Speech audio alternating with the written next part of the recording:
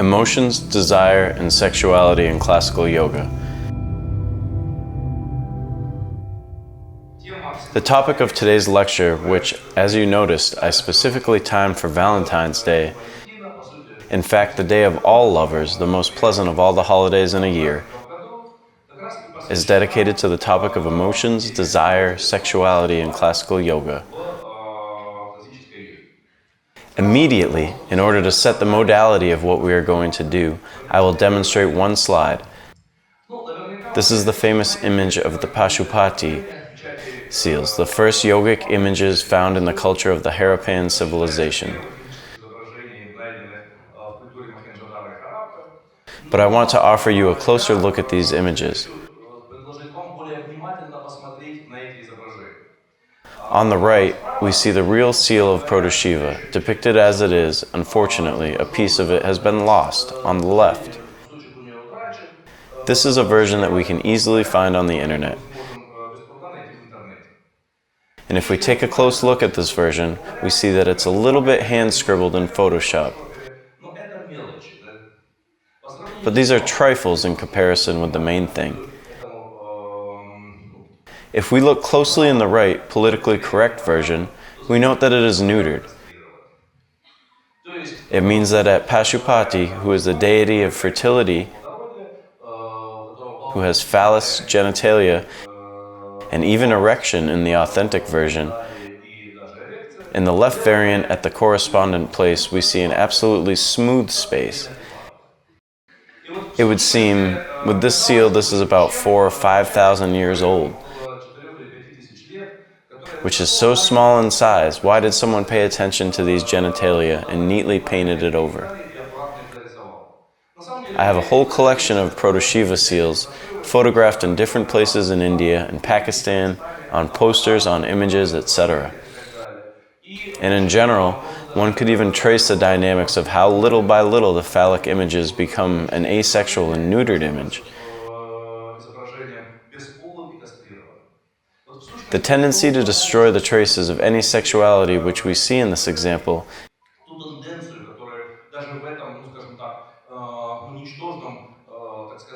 in particular, we can trace in relations to the perception by Europe of Indian culture and yoga.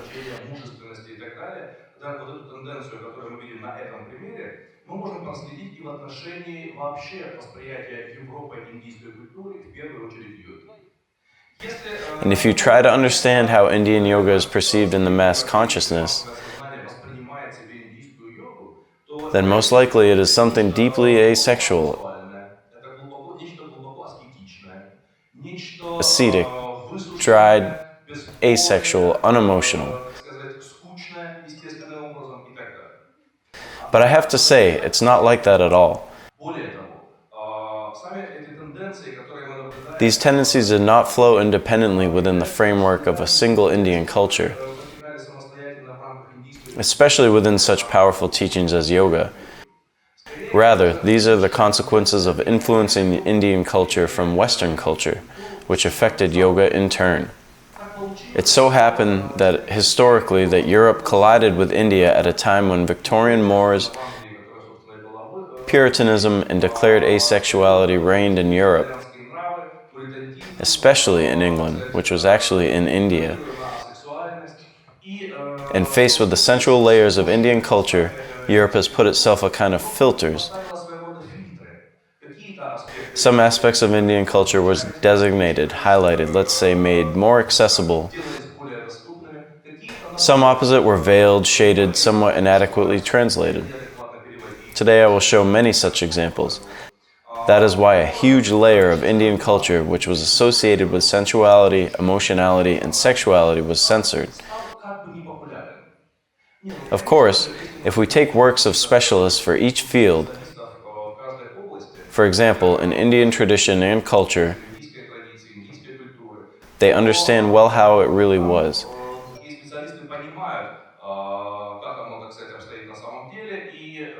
But let's be realistic.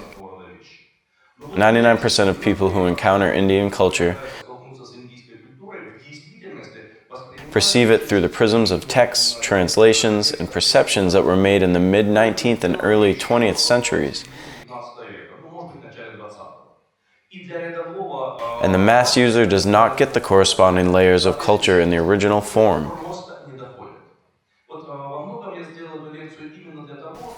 That is why I prepared this lecture, so that we could actualize those layers of Indian culture that are associated with emotionality, sensuality, and desire, and fill them in our own mind. Let's start as usual from the history, because in order to understand any topic, and even more to understand some kind of cultural topic, we need to go deep into history. Let's ask ourselves the first question. Was Indian culture ever puritanical, asexual at all? Watching the modern Hindus, we can assume that it was. In essence, let's look at the temples of Khajuraho.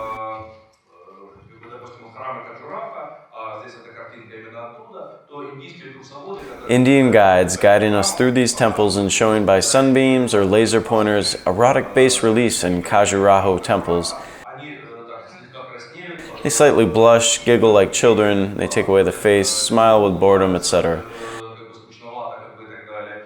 And telling us some strange versions that allegedly erotic bas reliefs on the temples of Khajuraho or Konark and Puri were made so that the person who goes to the temple, if he looked at this erotic image and felt that he had some desire emerging, realized that he was not still ready to be in the temple. So he had to go somewhere, I do not know where, probably to realize this desire and only after return to the temple. Naturally, the version is absurd in its naivety. But really modern Indian culture is somewhere proud of its puritanical nature. And maybe, even somewhere in YouTube, you came across a humorous video that was made by Indian human rights organizations that were engaged in just providing sexual education. The sex education lesson in an Indian school. This is a very funny video because it shows how the teacher tries to tell children about something, avoiding words, sex, man, woman, hugs, kisses, genitals, etc. And accordingly, it turns out that most of the words he cuts out while a pupil from the back row breaks down and says, "What are you really trying to tell us about? We do not understand. Do you want to tell us about sex?" Here the teacher blushes with shame, gets nervous, etc. Yes, indeed, modern Indian culture is Puritan, but this Puritanism is in fact a very thin alluvial layer which was brought by the Spanish culture and then even more imposed by Victorian England. If we look at history, we will see that Indian culture is full of sensuality and emotionality. As usual, let's start with the period before Vedas. This year I had the chance to travel around eastern Pakistan, one of the localities in the Indus Valley civilization, the cities of Harappa and Mohenjo-Daro, which were considered the oldest excavated cities.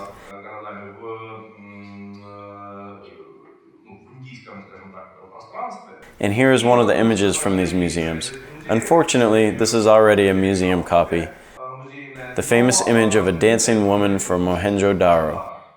This image is 4,000 to 5,000 years old, and looking at this dancing woman, this is a fairly well-preserved sculpture. We see an image of a naked woman who only has jewelry on her neck and a large number of bracelets. The bracelets in Mohenjo-Daro were loved. There are a lot of them found in the excavations, and the dancing woman herself is quite playful and provocative. It is seen that the image has a largely sensual and erotic nature. Therefore, most likely the culture of Mohenjo-Daro did not suffer from an excess of moralizing Puritanism.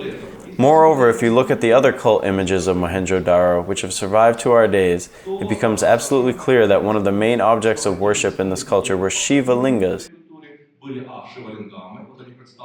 The photo shows a collection of Mohenjo-Daro lingas that are stored in the museum in Karachi.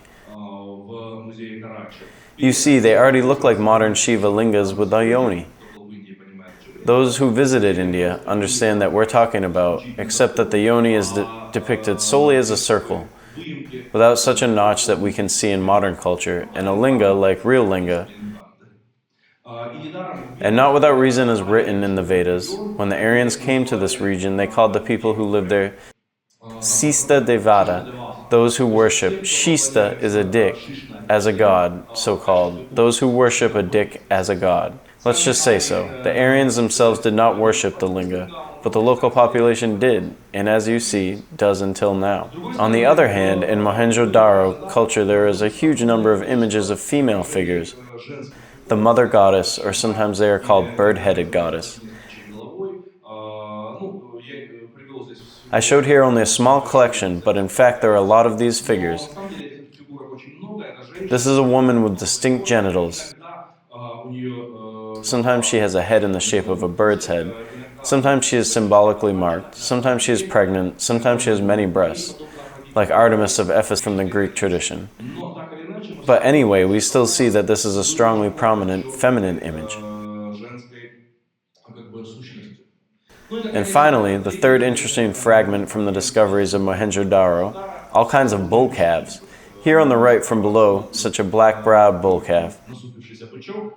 When you look at this bull calf, you understand that even though it is a simple little figure, however, it is also saturated with some kind of erotic force.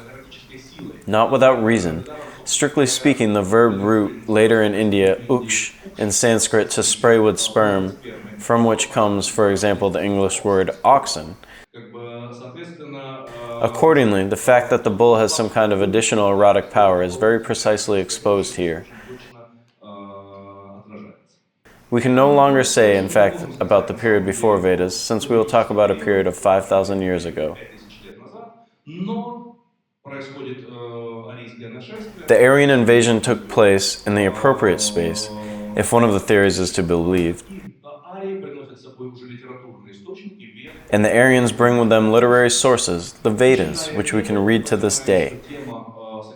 In reading the Vedas, we understand that the topic of sexuality and desire in the Vedas was also very strongly represented. The most important, the most archaic, the most ancient of the Vedas, the Rig Veda, contains a magnificent hymn. This is one of the hymns of creation. I would say that it is generally one of the deepest works of the ancient history of mankind. I will try to read it to you entirely. Perhaps someone cannot see it well, and then I will designate why I am doing this. Then was not non-existent nor existent. There was no realm of air, no sky beyond it. What covered in and what gave shelter, and where? Was water there, unfathomed depth of water? Death was not then, nor was there aught immortal. No sign was there, the days and nights divider. That one thing, breathless, breathed by its own nature. Apart from it was nothing whatsoever. Darkness there was, at first concealed in darkness, this all was indiscriminated chaos. All that existed then was void and formless. By the great power of warmth was born that unit. And then the explanation of the creation begins. Thereafter rose desire in the beginning, desire, kama, the primal seed and germ of spirit. Kama manash ratat. Ratat is a seed precisely in the aspect of sperm. Mana is intelligence, and kama is a very complex concept of ancient Indian thought that includes desire and sexual contexts also, as well as love and desire for an object, and strictly speaking, the desired object, etc. Note how significant from the point of view of the ancient Indian philosophy was this idea that it was considered that the first thing that existed at the beginning of all times, the first thing that arose at the beginning of creation was precisely the desire. This is the kama. And it can be said that this experience resembles the views of some traditions of Greek philosophy that believe that chaos existed at first and that eros existed in it. Eros is the primary force of attraction, thanks to which the particles of chaos began to be ordered, interconnected, etc. But in fact, there is some subtle difference here, because, pay attention, the desire of kama in the Indian tradition was the first seed of thought, but not of being, and only then everything appeared from this thought. In general, such a powerful and interesting remark, as you note that how deep and interesting is the hymn. It is generally a very interesting hymn of the Rig Veda because it is written mainly in interrogative intonations. Why? Because in fact, any person, whoever it is, who is truly saying something about something of such magnitude, he probably exaggerates. In this sense of understanding the transcendence of what is happening, that in fact the human mind, neither then, 5,000 years ago, nor now, can fully embrace all these problems to the end. That is, in fact, contained in this beautiful hymn. We read it further. Sages who searched with their heart's thought discovered the existence kinship in the non-existent. In this case, the excellent idea that the man through dhyana, through reflection, can try to understand what is the act of creation that, in essence, we will try to do now. Then we return to some erotic connotations. There were begetters, there were mighty forces, impulse, svata, here in energy, satisfaction, up yonder. The term impulse in this case is translated by Eliza Renkova, a bit softened. But svata is exactly the sexual impulse. I think about the term svadhisthana. You can separately read my article, and the term svadhisthana originated precisely from this word svada, and not from the classical etymology adhisthana, an energy, satisfaction up yonder. Again, this feeling that erotic power is something that lies at the base of everything and permeates everything. And this hymn is beautifully presented. About Kama, that's all. But simply in order to make you feel good, I will finish reading this hymn till the end that we took pleasure in its philosophical death. Who verily knows, and who here declare it, whence it was born and whence comes this creation? The gods are later in this world's production. Who knows then whence it first came into being? Where did this creation come from? He, the first origin of this creation, whether he formed it all or did not form it, whose eyes controls this world in highest heaven, he verily knows it, or perhaps he knows not. Such a wonderful turn. Even if we turn away for a moment from the topic with Kama, if there are gods and they rule this world, it is possible that they also do not understand how this world is completely arranged. In this, it seems to me, there is such a feeling of the greatness of this world and a feeling of the insufficiency of our mind to understand it, which perhaps for someone can be useful to comprehend the humility, and even now it would be interesting to meditate on this hymn. As for me, I like it very much. But let's go back to the topic of Kama. So in the Rig Veda, the topic of Kama is something primary, as the desire, sexual appetence, attraction, connection has been already presented. But it was presented in other Vedas as well. Here is a fourth of these four Vedas writings, Atharva Veda. This is the Veda of incantations, sacrificial formulas, magic. It contains a whole string of hymns dedicated to Kama. Here is one of the most powerful hymns on this occasion, the so-called Kama Sukta, a hymn in honor of the Kama, which magnifies his image.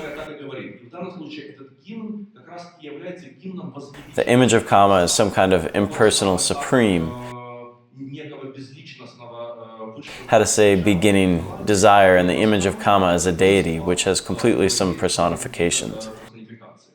After all, the Indian tradition is such that deities arose against the background of archetypization, against the background of an attempt to comprehend, to personify some specific archetypes of our unconscious.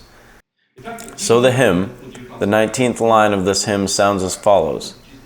First before all sprang Kama into being. In other words, again we see clear connotations of just this previously mentioned hymn of the Rig Veda.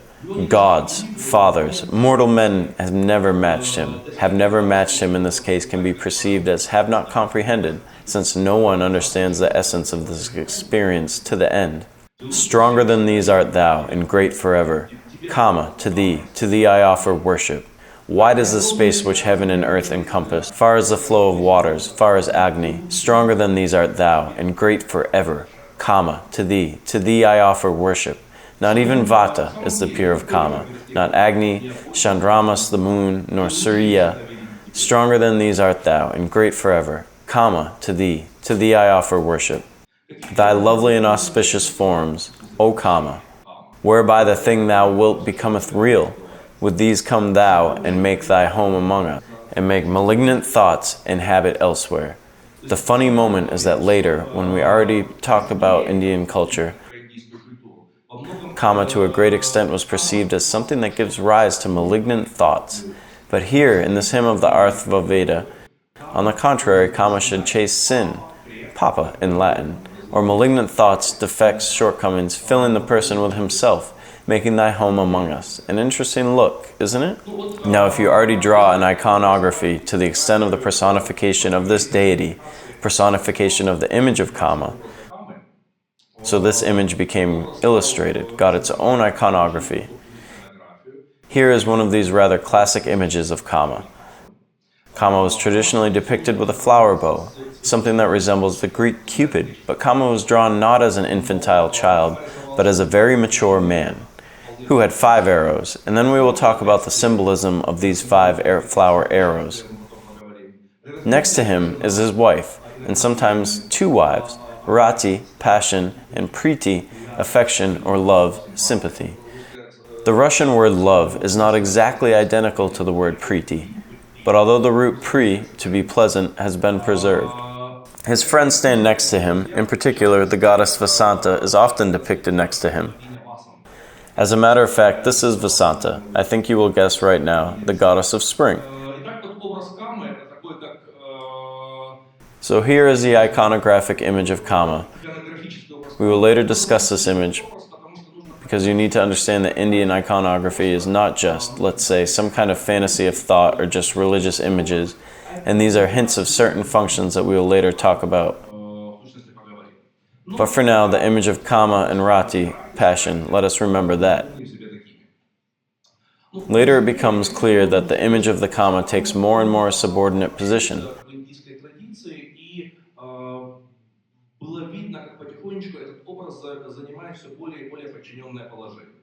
For example, Aryan later traditions, for example in the plot of Puranas, and Puranas were about 2,000 years ago, plus a couple of centuries, i.e. the axial time when Christianity and other religions have been created.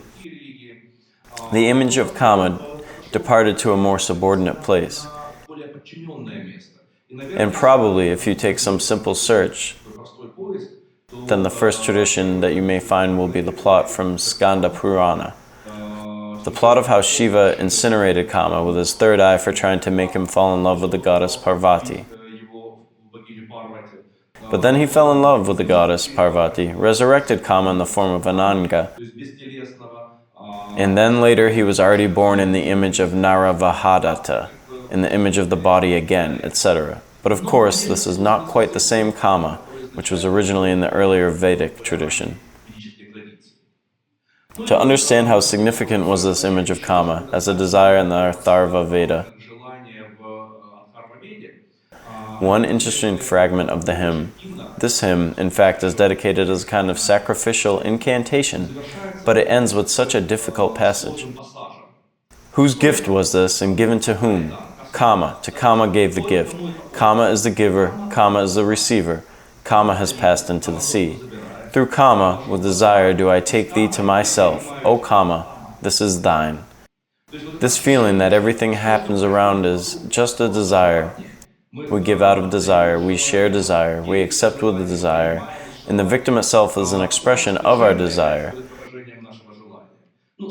Absolutely magnificent passage, which is very, very complexly and beautifully sound in Sanskrit, but nevertheless, even in Russian, it makes you think a lot and understand how significant this deity was in the Indian tradition.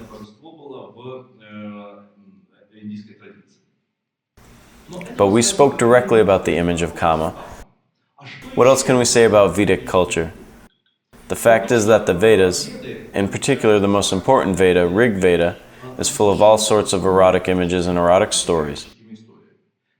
So, if someone ever tells you about the Vedic culture, about the Vedic woman, about the Vedic man, don't believe, or rather, you can believe, but first read the Vedas. Vedas are full of eroticism. For example, one of the wonderful Vedic stories, the story of the Pururavas and the Urvashi. Pururavas is a certain great king, and Urvashi is a beautiful Apsara. The story is extremely interesting for us, because, if you think about it, it was the story that formed the basis of Pushkin's fairy tale about Tsar Sultan. Of course, at the time of Pushkin, the Vedas were probably not yet translated into any of the available European languages. But the plot existed, passed from one culture to another, and was somewhere drawn by Pushkin. The plot is as follows.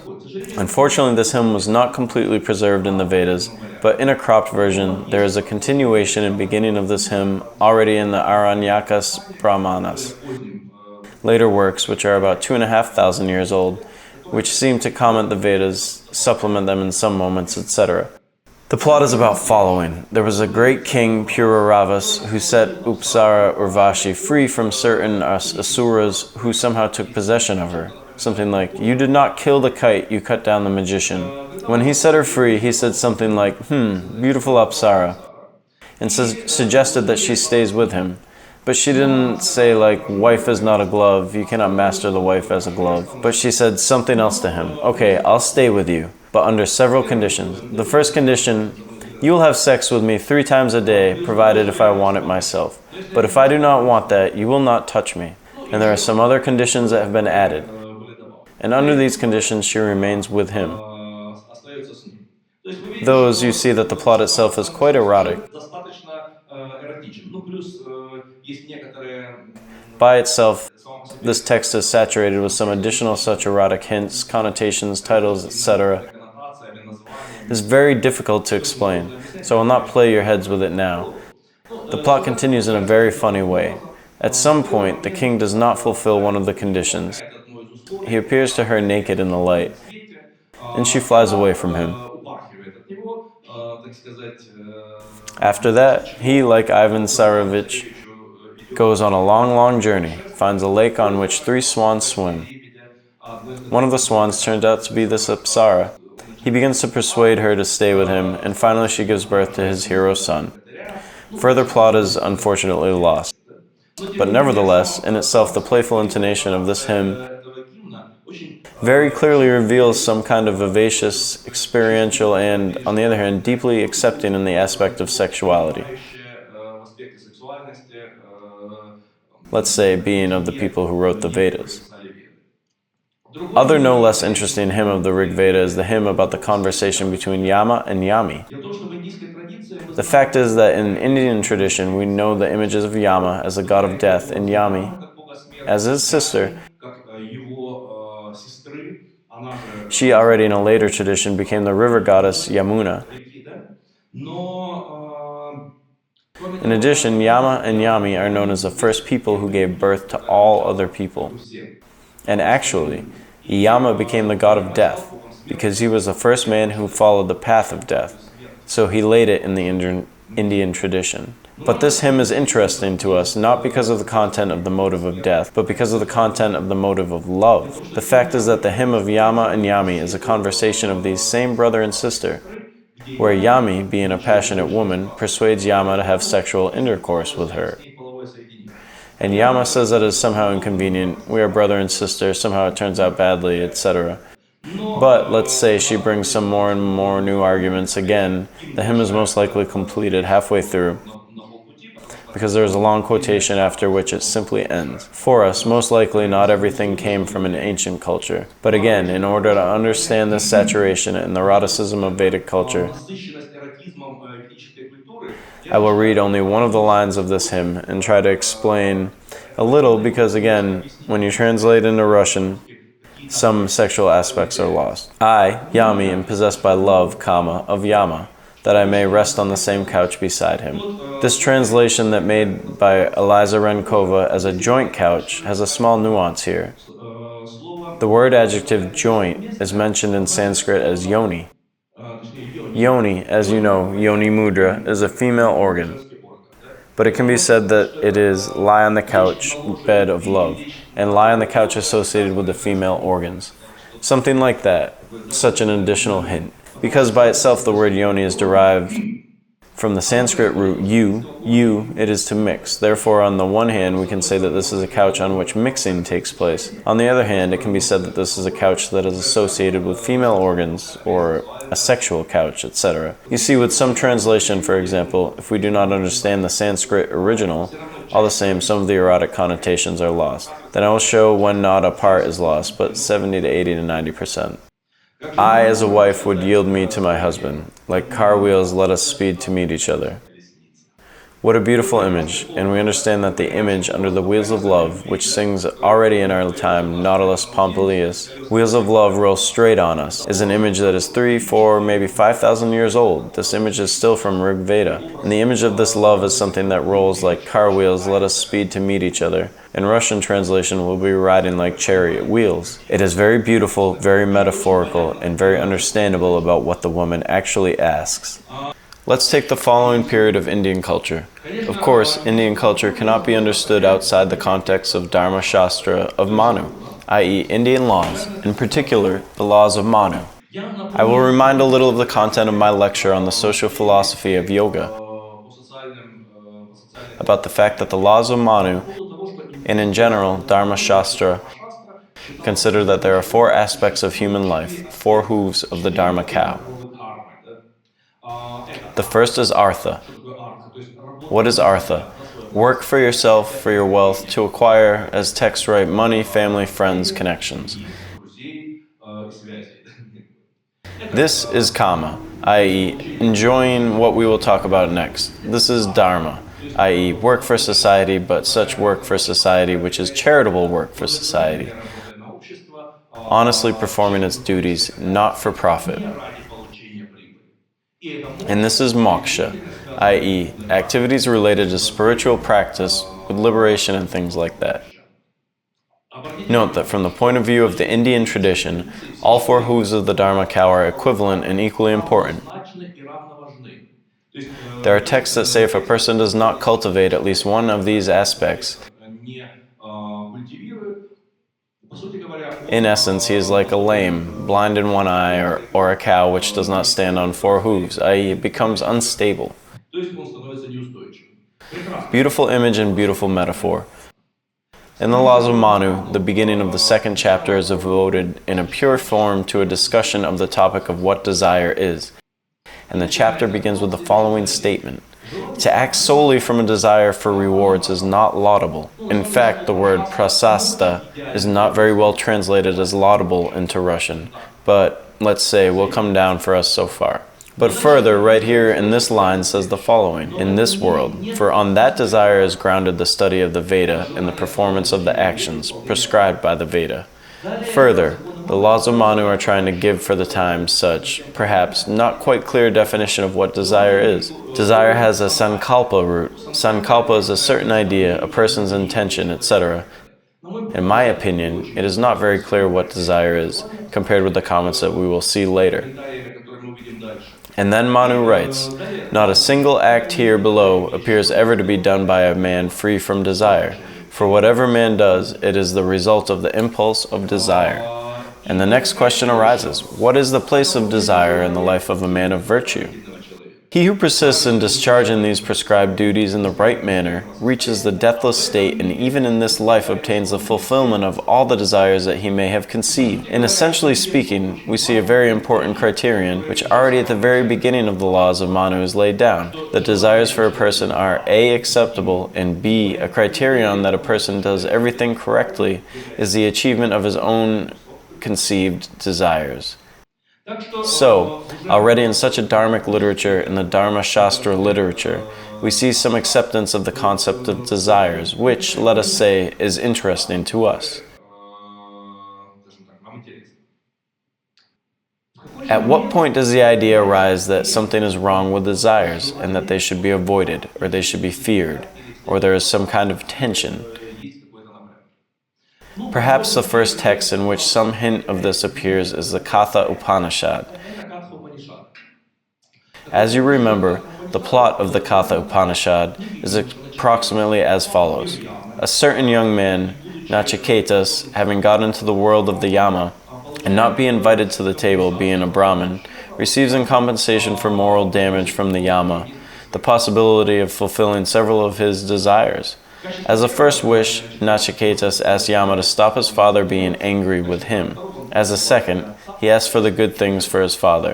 And as a third, he asks rather complex philosophical questions about the nature of death, the nature of life, the nature of yoga, etc. Yama does not want to answer these questions because he says that these questions are difficult, even for gods. When Nachiketas says, "Tell me, O Yama, when a man is dead, does he exist or not?" And Yama says, "This is a difficult question, Nachiketas. Even the gods find it difficult to answer it." But nevertheless, Nachiketas insists, and Yama begins to tell Nachiketas some considerations regarding philosophy, let's say, of the yoga of that period.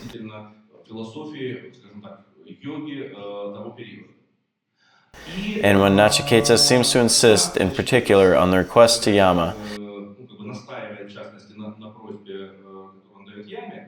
Yama offers him to pay off. He says, "Here are elephants, horses for you, women for you, benefits for you, 100 years of life for you. Don't ask me this hard question." But Nachiketas insists, saying, "Our life is short. May you keep your carts, dances, singing. Man should not enjoy in wealth. How can we possess wealth if we see you, O Yama, the god of death?" In other words, a man who has already seen death, he is not so happy with wealth. In fact, this statement of Nachiketas is not indisputable. I would say that at this moment we are confronted for the first time with a little bit of pessimism, which quietly laid down on Indian culture. However, sometimes this pessimism has separated from it.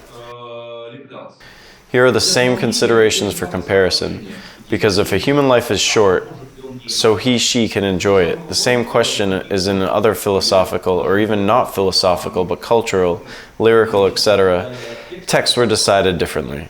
For example, there was such a magnificent medieval poet, Vidyapati, who wrote lyric love songs, and he wrote the following: "Our youth is short, and happy are those who have the time to know all pleasures of it. The pleasure of youth is only in love, the rest is just fiction and obsession." That's how much, let's say, the same initial conditions of the problem in a completely different conclusion. If we take, for example, some modern philosophy in the spirit of Heidegger, then Heidegger said the following, that the feeling of mortality gives us the feeling of the right to experience the fullness of life, so we can solve this problem differently. But the Indian tradition began to solve it in such a way that is, in fact, the feeling of mortality began to weaken. At least at first glance, some experiences associated with desires. And if we read the Katha Upanishad further, in particular the beginning of the 2nd chapter, then Yama approves this view of Nachiketas, or the author of the Upanishad by mouth of Yama, so to speak, approves this view of Nachiketas and says that, yes, indeed, this is correct. Truly there is good, positive Shreyas and a pleasant Preyas, and both with different goals fetter human discretion. It is good for the one who holds on to the good, and the goal of the one who chooses the pleasant perishes. That's usually when analyzing this line, people begin to say that really Shreyas and Preyas are different directions, and Shreyas are really something high, and Preyas is a desire. But if we carefully analyze it, we will realize that in fact we are still talking about something else, because Preyas is that which is pleasant right now, and Shreyas, or good, are those desires that have a more long-term perspective. In fact, we're not talking about the abandonment of desires in the Katha Upanishad, but rather about that same marshmallow test, about the readiness to choose something more long-term to the detriment of something more short-term, to realize not momentary, simple desires, but some kind of long-term, really distant, etc. And Yama continues, "Both the good and the pleasant come to man. Reasonable man, after thinking, distinguishes them, because the reasonable prefers the good to the pleasant. The stupid man, for the sake of worldly well-being, chooses the pleasant. You, Nachiketas, after thinking, threw away the desires that are pleasant or seem pleasant. You did not follow the path of wealth, which many people were stuck on." In fact, I would say that there is still no talk about the abandonment of desires as such. Rather, there is a talk about increasing the degree of strategic importance.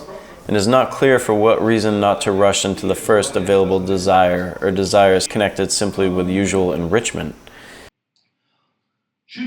It must be said that another Upanishad, also from the oldest cycle, from the most ancient Upanishads, the Taittiriya Upanishad, is arguing with the Katha Upanishad.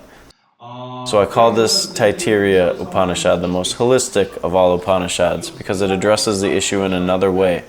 If the Katha Upanishad is such the harshest of the Upanishads, which clearly defines the good, the pleasant, this is, so say, meditation on death, etc., then the Taittiriya Upanishad is something else. It is rather a meditation on life. In the Taittiriya Upanishad, there are a lot of, let's say, some grounds of what we consider modern yoga. For example, the concept of thin bodies is set forth firstly in the Taittiriya Upanishad. The idea of the possibility to develop yourself, practicing some kind of practice, understanding something, is set forth firstly in the Taittiriya Upanishad. There is a whole chapter of the Upanishad that is sung as a hymn. I will comprehend the truth, svadhyaya, studying it, and pravachananecha, proclaiming it. But further, in the same text are listed such words: I will study a family, studying and proclaiming it, posterity, studying and proclaiming, etc. In fact, it is very interesting that in this Upanishad, aspects of life are perceived as both aspects of spirituality and development.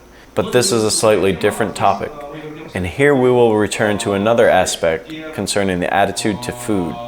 Here is one of the last chapters of the Taittiriya Upanishad devoted to food. It is in the Taittiriya Upanishad that the famous Mahavakya contains the words, "You are food, and you are a food eater." It means that a man is involved in the cycle of being as the one who consumes and as the one who is eaten, so to speak, starting from physically eating of us by worms and ending with the fact that we are the food for other people, sharing with them our experiences, thoughts, emotions, states, etc., as they are the food for us. It means that there is some circulation. And at the end of this Upanishad, one of the fundamental statements of this very Taittiriya Upanishad, which to some extent, as for me, argues with the Katha Upanishad, you will see this statement. He does not reproach with food, such is the commandment. He does not despise food, such is the commandment. He does not turn away from food, meaning the practitioner, such is the commandment. He does prepare a lot of food, because the earth is food. The space for eating food, food is based on food. As you can see, in this Upanishad, this ascetic view on abandonment of desires is clearly not present, but rather there is some message for engaging in the circulation, for experiencing all this. That's such a funny controversy. What happened next? Next was Buddhism. And Buddhism has actually laid down some new perspective on desire in the Indian traditions. As you remember, Buddha proclaimed 4 noble truths. And the first noble truth formulated that dukkam jivam, i.e., life is suffering, birth is suffering, and death is suffering. Not achieving the desired is suffering and loss. Termination of the desired are suffering. And as an explanation of why life is suffering, Buddha introduced the second noble truth. From his point of view, the source of all suffering is, well, in the Russian translation, most often translated as desire. This is not entirely accurate, to be honest. Because in the Dharma Shakra Pravatna Sutra, the word used is not kama, desire, but trishna, thirst. In fact, trishna is rather a strong desire. It is a fixation. But partly with some kind of stretch, it can be said that Buddha declared the desire to be the main enemy of man.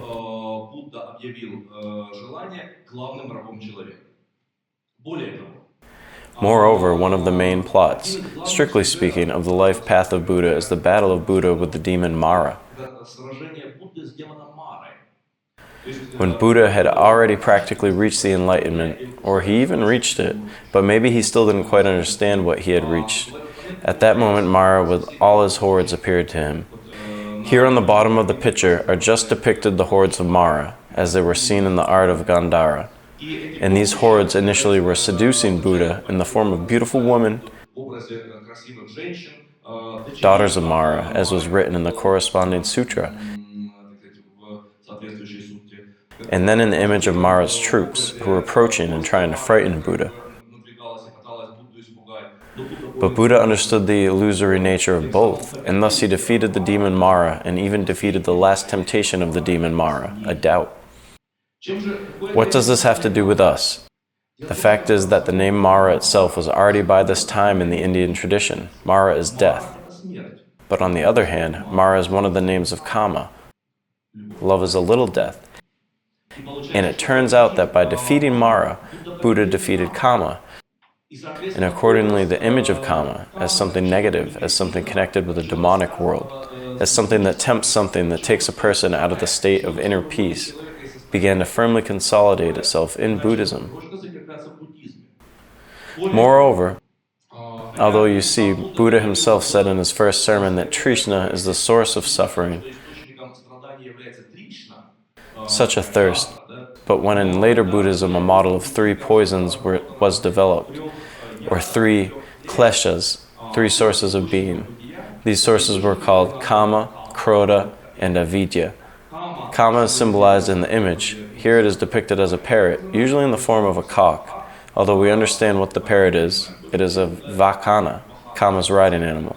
Krodha in the form of a snake, hatred, anger, and Avidya, unwillingness to disassociate with proper forms of behavior, thoughts with yourself, in the form of a pig. So in Buddhism, the desire began inch by inch to become stigmatized. Here is a second step of the breakaway of Indian culture from some deep sensuality.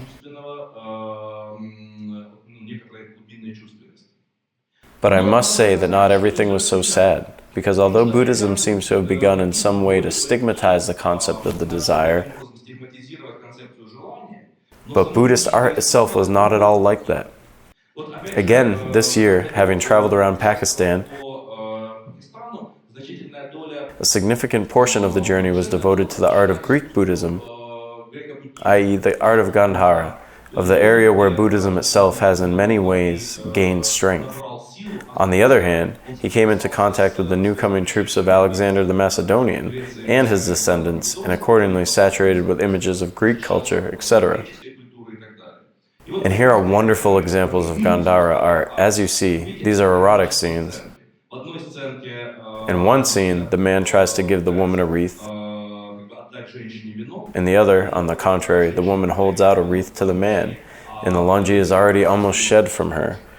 In almost all traditions of the world, the image of a wreath corresponds to the image of sexual desire. This archetype is still from ancient Egypt, but it was also present in India. As a matter of fact, why girls are making wreaths even now, maybe. Not everyone understands this, but of course, this is the image again, purely sexual. And in this case, see the picture is saturated with double connotation. On the one hand, there is an act of courtship, but on the other hand, it is even clear who seduces whom, who actually wanted, who has this very present desire. Remember, then in the art of Khajuraho, there appears another image of sexual desire when a girl stands and a scorpion crawls along her leg. Why? Because it is a symbol of the approaching desire, just as goosebumps go through the body and approach the area of the svadhisthana. So desire slowly comes from the feet. But here the image is different. We see who, strictly speaking, is experiencing now, who has svadhisthana energy, and who wants to seduce another person. And pay attention. In the second picture, you can clearly see how the girl, why is she not seduced? Because she looks in a mirror, she thinks, is it worthy of my royal honor? Am I like that or not? And anyway, do I look good? And will my hairstyle become rumpled? This art is an erotic art, as it had not direct relationship to Buddhism. Let's see one of these stelae, which were extracted from the construction of a stupa. These are the scenes concerning the life of Buddha in the palace before he, as a matter of fact, went into asceticism and decided to become Buddha. Note how rich the scenes are, although if we look at them closely, we will realize that they are in fact very similar to the images of Greek symposiums. People who are half lying, half sitting at tables, raising bowls. Around there are some courtesans, around unbridled joy, etc. And in general, we can say that these are images that were located in religious buildings, and we're not confusing anyone. I would say that this culture has not lost sensual potential yet. Or, here's an image. Note there is such a semi-naked woman with pronounced forms from whom the clothes covering her are about to fall off. But this is an image of Maya, the mother of Buddha. But how sensual it is, how subtle it is, how erotic it is. So despite the fact that Buddhism itself initially promoted the idea, let's say about the need to fight and eradicate the desire, In fact, Buddhism itself and the corresponding culture were full of potential. Maybe because Buddhism existed in Gandhara and in general thought this Bactrian culture, and later as this dynasty was transformed. I will not bother you now about it, but Buddhism existed along with other religions. We also visited one such Greek Indian city, in fact, the ruins that are somewhat reminiscent of the ruins in Pompeii. And it was very interesting to see that here the Zoroastrian temple stands next to a Buddhist stupa next to the Jain temple and some Apollo temple. The rest are not preserved there, but it is clear that they were here. Other temples of other gods just through the wall. Of course, with such a feeling of the diversity of the gods, the diversity of the ways, the diversity of possibilities, say it is difficult for one religion to somehow predominate and impose someone to ascetic perception. And the city is 2,000 years old. It existed from the 2nd millennium BC to the 5th century of our era. By the way, it is interesting that in the same art of Gandhara, there are a lot of Greek paintings, Greek images. In particular, the magnificent image on the right side, quite recognizable as Cupid and Psyche. Note that he has small wings, but Cupid and Psyche are partly Greek and partly something Indian is already felt in this image. The plot of Cupid and Psyche, perhaps you remember, there was a beautiful girl, Psyche, in which Cupid, the god of love, fell in love with himself. But he wanted to act undercovered, and therefore they agreed that they would meet at night. She would never see him. She didn't know who he was. But one night, she decided all the same, frightened by her sisters, to shine a lamp. She admired him. The hand twitched, the oil was spilled on him. He woke up, said, "What have you done?" and flew away. Then she searched for him for 30 years. But, in general, everything ended well. And on the other hand, again, we see what? Fully recognizable Greek symposium. So what am I talking about? And this is all Buddhist art. Why am I saying this? To the fact that although Buddhism denied desire formally, in reality this denial has not yet entered into Indian cultural space. This is also a very interesting deity, which already expresses more likely, probably not sensual, but some other desire. This is the goddess of Triti, the goddess who actually came to this zone together with the Greeks, and she corresponds to the Roman and Greek goddess Tyche, the goddess of the home, comfort, good luck, and all this kind of things. But in the Buddhist tradition, her image was represented as follows. From the point of view of Buddhists, she was a Rakshasi. A Rakshasi is a mythological being in Hindu mythology. As this mythology influenced other religions, the Rakshasa was later incorporated into Buddhism, who had 100 children whom she loved very much. And she loved them so much that she was catching other children from nearby villages and fed them to her children, to keep them well fed. And Buddha realized that it was not good, and stole one child from this Rakshasi, hid under his rice ball, and she could not find him. She felt very sad about this. And she came to Buddha. He said to her, "You see how people who have kidnapped children suffer?" She recovered her sight, understood everything, enlightened, and became the goddess patroness of childbirth, motherhood, etc. This story is about how the goddess from the Greek pantheon has penetrated the Buddhist pantheon. But the trick is that in the Buddhist pantheon she continued to exist. The image of Tara, which we already know well in the Tibetan tradition, appeared. And it has been proven for certain that from this image, the image of Japanese Bodhisattva canon, the most worshipful image in Japanese Buddhism, emerged. So it is very interesting that Japanese Buddhists, without knowing it, worship the Greek goddess who, through Gandhara, through Tibet, etc., neatly in fact reached Japan. But we are interested in it in another context. Please note that the very idea of the significance of motherhood, the importance of the desire, some of its forms, exists in it. Also note that there is some kind of Indianness, Indian solidity, Indian ripe forms in it. But also there are the Greek shaitan, a completely recognizable Greek hairstyle, some kind of Greek sensuality in this goddess, i.e. the image of motherhood as a meaningful desire, which in principle has its own deity, which was approved by Buddha himself, is contrary to the original idea. you see some healthy tendencies still began to grow through, and the acceptance of desire again returned to this tradition. You can find all sorts of erotic images of art Gandhara, but we take the next step in our journey to ancient India and proceed to the topic of Bhagavad Gita.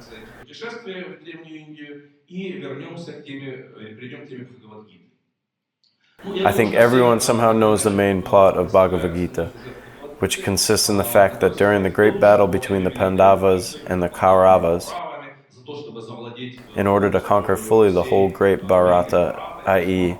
Mahabharata, the great India, Arjuna, when he, as a great warrior, went out on the battlefield, he suddenly doubted whether he should fight for the Pandavas or not. We are now discussing Sandal's book, Justice, What's the Right Thing to Do, with senior courses, and in fact, Arjuna had to solve the task of the chariot, how to act ethically in this situation. And his charioteer, Krishna, strictly speaking, told him the plot of the most divine song, Bhagavad Gita, Gita, song, where he outlined some basic principles of philosophy, yoga, and the perception in which it was perceived at that time. And strictly speaking, all the chapters of the Bhagavad Gita present a summary of various aspects. In the Bhagavad Gita, for the first time, perhaps after Buddhism, perhaps influenced by Buddhism, perhaps the opposite, images of the Bhagavad Gita, its earlier version, influenced Buddhism. But the category of desires was even more stigmatized, even more seemingly hissed and outlawed. And in particular, one of the chapters, in my opinion, in the 5th, Arjuna asked, "By what force doth man go to his ill unwilling, as if one pushed him that evil path?" Krishna replied, "Kama it is, passionate it is, born of the darkness, which pusheth him. Mighty of the appetite, sinful and strong as this, man's enemy. As smoke blots the white fire, as clinging rust mars the bright mirror, as the womb surrounds the babe unborn, so is the world of things foiled, soiled, enclosed in this desire of flesh." And now, in fact, probably this was the first text where the desire was stigmatized, absolutely negatively, absolutely, let's say, has been declared as something negative.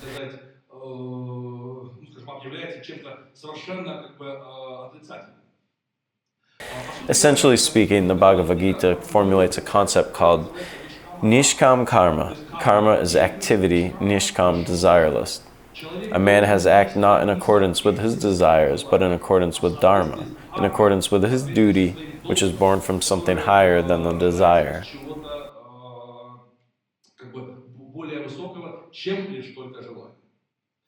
It must be said that this concept of Nishkam Karma, through many, many centuries, probably 17 centuries later, depending on the date of writing of the Bhagavad Gita, appeared in European culture. The closest expression of it in European culture was Kant, who believed that a person was conscious if he did not act in accordance with his physiological desires, not in accordance with his satisfaction or something else, but he acted in accordance with his duty, with Dharma. At the same time, Kant, of course, did not read the Bhagavad Gita. Rather, he came to the same conclusions, perhaps on the basis of some similar reasoning. Without going further into the comments on the Bhagavad Gita, we will take the next step. And we want to understand that, in fact, the opinion that was expressed in the Bhagavad Gita was not the only possible one at all within the framework of the Mahabharata itself. And the Bhagavad Gita is not the only Gita that became a part of this gigantic epos. In one of the books of the Mahabharata, the Shanti Parva, there is such a plot when Yudhishthira suddenly doubted whether he should get involved in this whole story, whether he should declare an Ashvamedha, i.e. horse sacrifice, whether, roughly speaking, it was worth starting this whole proceeding of bother.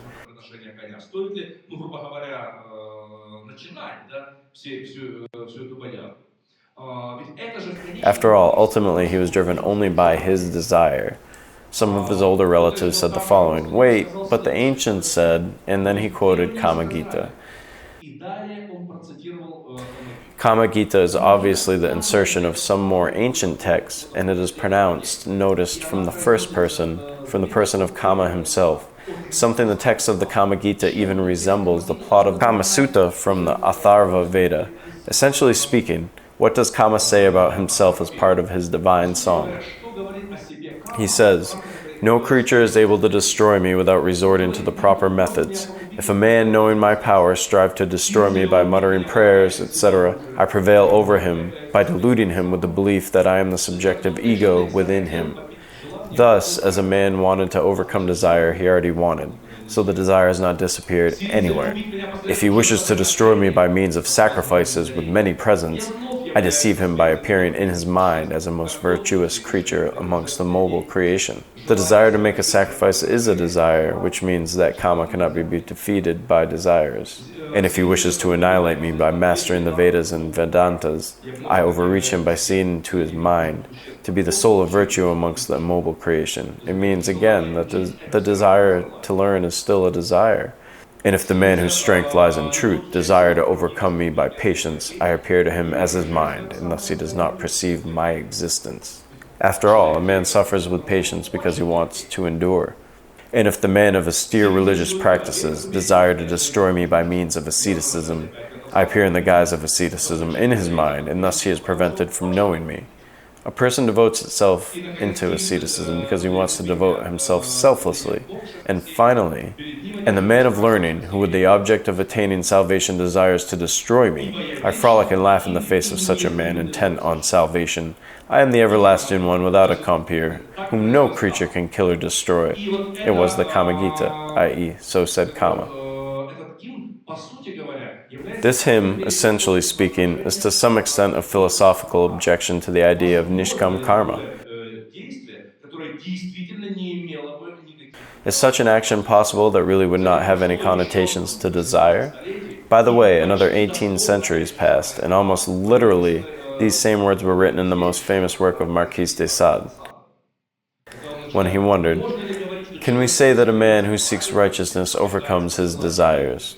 No, he seeks righteousness because he is driven by desires. Paradox? You see another culture, another tradition, and people repeat the same words. Why? Maybe because these words are quite logical.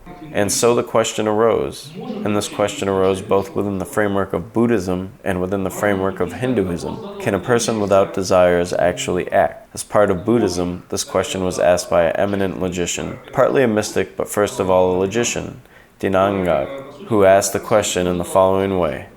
If Buddha conquered all his desires, then what motivated Buddha to help other sentient beings? Why did he become Buddha? Why did he not ignore all them? Although he couldn't ignore all them because for that you need to want to do it. Paradox? Certainly the paradox. The paradox which is connected with the fact that the very essence of desire has not yet been fully understood. Yes, Dinanga gave some of his own answers. He, like many after him, divided the desire into the higher and the lower ones. And the lower ones are those that need to be disposed of, the kama, and the higher ones are the highest desires, the highest wisdom. In fact, some Brahmi Vihara or some Prajna Paramita, so you don't need to get rid of these highest desires. But somehow we understand that this is a weak explanation. It is not enough just to divide it into the higher and the lower kamas. We lack here some kind of grace. So the question is, can a person act without desire? And how to understand what is the desire? Strangely enough, this question was answered in the framework of Indian culture, but it was not given in the framework of one of the major philosophical or religious traditions, but it was given by the author of the Kama Sutra, Vatsyayana Malananga. Moreover, you need to understand, of course, that the Kama Sutra is not a text that lists erotic poses or techniques of love jolts. If you go to any bookstore on the shelves with the Kama Sutras, in fact you will find a set of erotic pictures. In fact, of course, these are not the real Kama Sutras, because the Kama Sutra itself is a rather complex philosophical treatise. This is the Shastra. The Shastra, in Indian understanding, is a science. It means the science of systemic presentation, of the study of a field. And, essentially speaking, the Kama Sutra, this was the Shastra that explored the Kama as a significant aspect of human life. And already in the initial chapters, in the second chapter, Vatsyayana raised a fundamental and extremely non-obvious question. Is the enjoyment of the animal and the human being identical? Indeed, quoting the previous Kama Shastra classics, the texts of which, unfortunately, for the most part have not reached us, he has wondered. Some people think that a man does not need to be taught the Kama, since any animal is able to mate and enjoy life. However, is the desire of a man somehow different? And Vatsyayana in his text proves, no, the desire of a man is not the same as the desire of an animal. It is fundamentally different, and therefore it needs to be studied and it needs to be taught.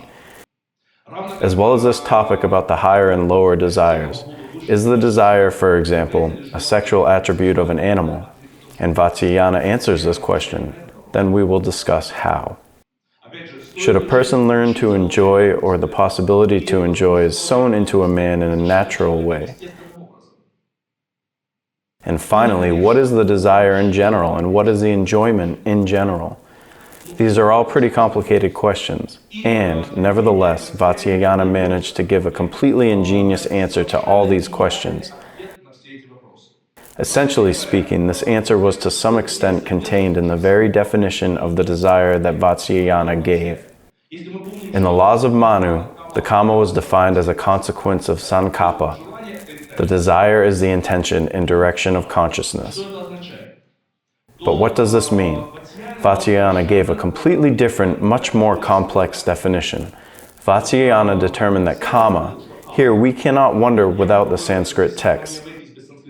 Because as it should be in a normal Sanskrit text, it has several decoding options. It has several levels of meaning, and depending on our understanding, we will see different elements. Vatsyayana said that the Kama is some kind of activity, pravriti, of sense organs. He lists them. Shratras, ears, tvak, skin, chakshu, eyes, jihava, tongue, Gaharana is the nose, which are associated with relevant items, but which are manasa adhisthana, which are guided by the manas. Through the Atmasanyukta, the most adequate translation of these words, through self-control. So it turns out that enjoyment requires manas, mind, and B, self-control of the sense organs. What is this about? In fact, despite the apparent complexity, the idea is completely understandable. If we want to enjoy the taste of food, to delight our jihiva, the tongue, rasa, with taste, we need to prepare complex foods. We need a complex ritual. If while we bought food, we carried it home, we took a bite off here, then there, then we would not get complete enjoyment of a complex meal. Or, for example, if we want to enjoy good wine, but we do not understand wine, then we simply understand, yes, red liquid, yellow liquid. So we are not able to understand the whole bouquet. We are not able to understand all the notes of smell, all nuances of taste, etc. This needs to be learned. For this, internal discipline is needed. This is the very Atma Sanyukta. In the same way, if we want to enjoy some kind of sexual experience, create some kind of complex sexual context, but didn't resist and have masturbated along the way, then in general, most likely, by the time we get to bed, or to some other experience we were going to get, this experience that we had planned would be no longer so bright as we had thought. In essence, human experience is connected with the ability to direct the sense organs and with the discipline of the sense organs. And in this sense, you understand that this is the answer to the question, are the experiences of animals and the man identical? No, because animals do not control their senses, so their enjoyment is much weaker than human enjoyment. Animals have no mind, so they are not able to send the senses in the right direction. They cannot concentrate themselves.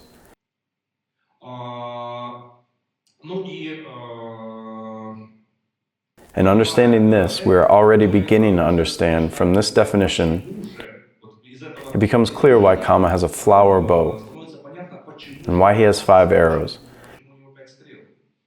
Because the flower bow is exactly one of the symbols of the manas in the Indian tradition, and the 5 arrows are the 5 senses. The flower bow is necessary to truly experience the enjoyment. The meaning of this bow is not quite the same as we remembered with Cupid, who hit the people in the heart. This was such an exoteric meaning of this symbol. The esoteric meaning is that in order to reach the Kama, you need to be able to discipline each of the senses in such a way as to direct it directly to the goal. To concentrate yourself on the experience. To keep your state in a state of the self-control until the experience becomes really sophisticated, really polished, and really exquisite. This is the essence of what Vatsyayana said. But in fact, there is another sense in this definition. The fact is that this category is Atma Sanyukta. It can be read in another way. Atma, or Atman, one of the dictionary meanings is the body. Samyukta is a connection. And in this sense, we can say that the manas not only directs, but it is also the manas that does it through the connection to the body. And again, we understand that the genuine Kama, the genuine enjoyment, is possible only if you experience the sensation physically, in and by the body. Then, many years later, 1,500 years later, in Malini Vijaya Uttara Tantra, it will be said, moksha, liberation, is impossible without a body.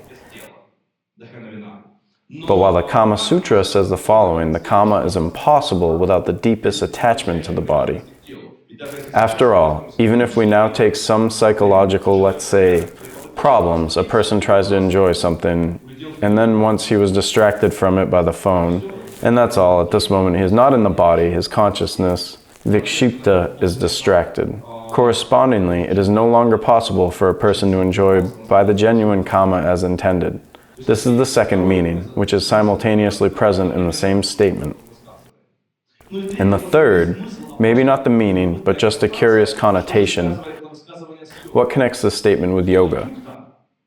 The word yukta is a favorite word in Bhagavad Gita. The root of the word yukta is the root of yuj, the same root that stands in the word yoga. Yukta is the word controlled. The yukta is one of the synonyms of yoga. In getting here, yes, of course, Vatsyayana did not mean yoga, let's be honest, so that there would be not such unhealthy linguistic freak connotations. But it was the fact that he understood the connection between self-control and experience. Yoga is primarily the self-control, as the name implies. At least philosophically, for Vatsyayana, these two notions are two planes, two ritual spaces that are deeply connected. The whole Kama Sutra, essentially speaking, if we study it carefully, is built and devoted precisely to these problematics, to the problematics of a deep differentiation of internal states and the deep construction of some experiences. There is a magnificent translation of the Kama Sutra into Russian, which Sirkin did. It is better than the classical English translation and all the translations from English, because in the first English translation of the Kama Sutra, some of the chapters that seemed at that time insufficiently chaste were cut out, and new translations into English have already been made in 50 years. Therefore, if you take, for example, some translation into Russian, made not from Sanskrit, then most likely it will be from that wrong text. Although there are already modern normal translations of the Kama Sutra, but I must say that in this sense, the translation of Sirkin was even ahead in something. It is available on the internet, it can be read, and in principle, enjoy this deep text. I will show you only 2 examples of the realization of this very idea that genuine Kama, enjoyment, is associated with deep self-control. There are 2 sections in the Kama Sutra where a certain classification of types of the priti is given, i.e. types of anahata love, types of sympathy for a man, and classification of types of the rati, passionate love, sexual experiences to a man. And now, having read it, we can understand how subtly the authors, and perhaps, respectively, his contemporaries have been reflecting these experiences. And you understand that the Kama Sutra was written 2,000 years ago, right? Plus or minus 2 centuries, but that's not important. 10% is not an error.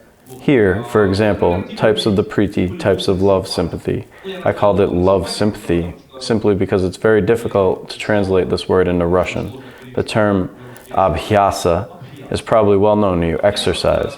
Remember, in the Yoga Sutra, it says abhyasa vairagyam nirodha. Thanks to abhyasa and vairagya, nirodha is achieved. Abhyasa is an exercise. But what is abhyasa in the priti context? This is the sympathy that arises from the constancy of the exercise, from the constancy of being together, from performing together the usual actions. In fact, it is the love associated with the habit of one to another, but the habit is not in the bad sense of the word.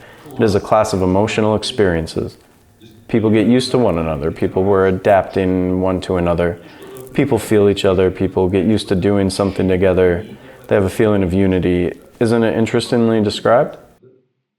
Or another experience, love is associated with the abhimana. Abhimana is from the root man, to think, which you think towards, literally. It means this is love or affection, which is connected, on the contrary, with the fact that you know a person not too good, and in your head, you think out some fantasies about him. You imagine what he or she could be, what kind of experience it is, what it might look like. And looking for something in this person, even without seeing him and physically, you light up with a specific sympathy towards him. But this is another experience. Has, let's say, the average man of the street ever thought about the difference between these experiences?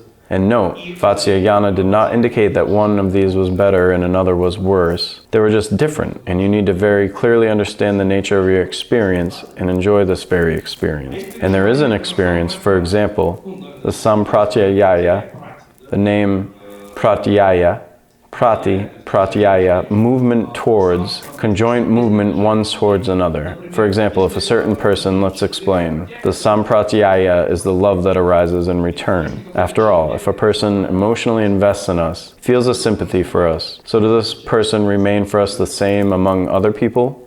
Of course not. When we feel sympathy from another person, we feel reciprocal sympathy. And this is a certain class of experiences. And finally, love, visaya, subject, love, literally that arises as a result of sensual attraction to each other, which is realized in the form of physical actions. When people meet, they have sex, they have vivid experiences between them, and in these experiences, not only rati, passion, but also priti, mutual attraction, begin to develop. Note, 4 different experiences. In general, Vatsyayana didn't say anything completely incomprehensible. But did we often pay attention to the nature of our experiences with another person? After all, in order to pay attention to it, again, we need some kind of reflexivity, and we need some kind of discipline in order to distinguish these experiences among themselves. Vatsyayana weighs in also with no less interesting types of passion, the raga. He describes the following, for example, that there is a passion that he called ragavat, raga-like, attraction. This passion, as he describes it, which arises between people who have not seen each other for a long time. They were prevented by something from seeing each other. It means they finally met, reached each other, and began to... Remember how in the Russian group Zveri, animals, in the clip of the song, Everything That Touches You, young couples were dressing, trying on clothes to make an impression on each other at the meeting, but as they met, they began to undress suddenly, unseen all around them, without noticing erotic clothing on them, led by passion. This is one type of passion. There is aharya raga, which it is a passion. The root her means to pull, pulled passion. When there was a sympathy between people, but as they began to have sex, each other, the sympathy increased because their mutual excitement increased, unwound. This is a different type of experience.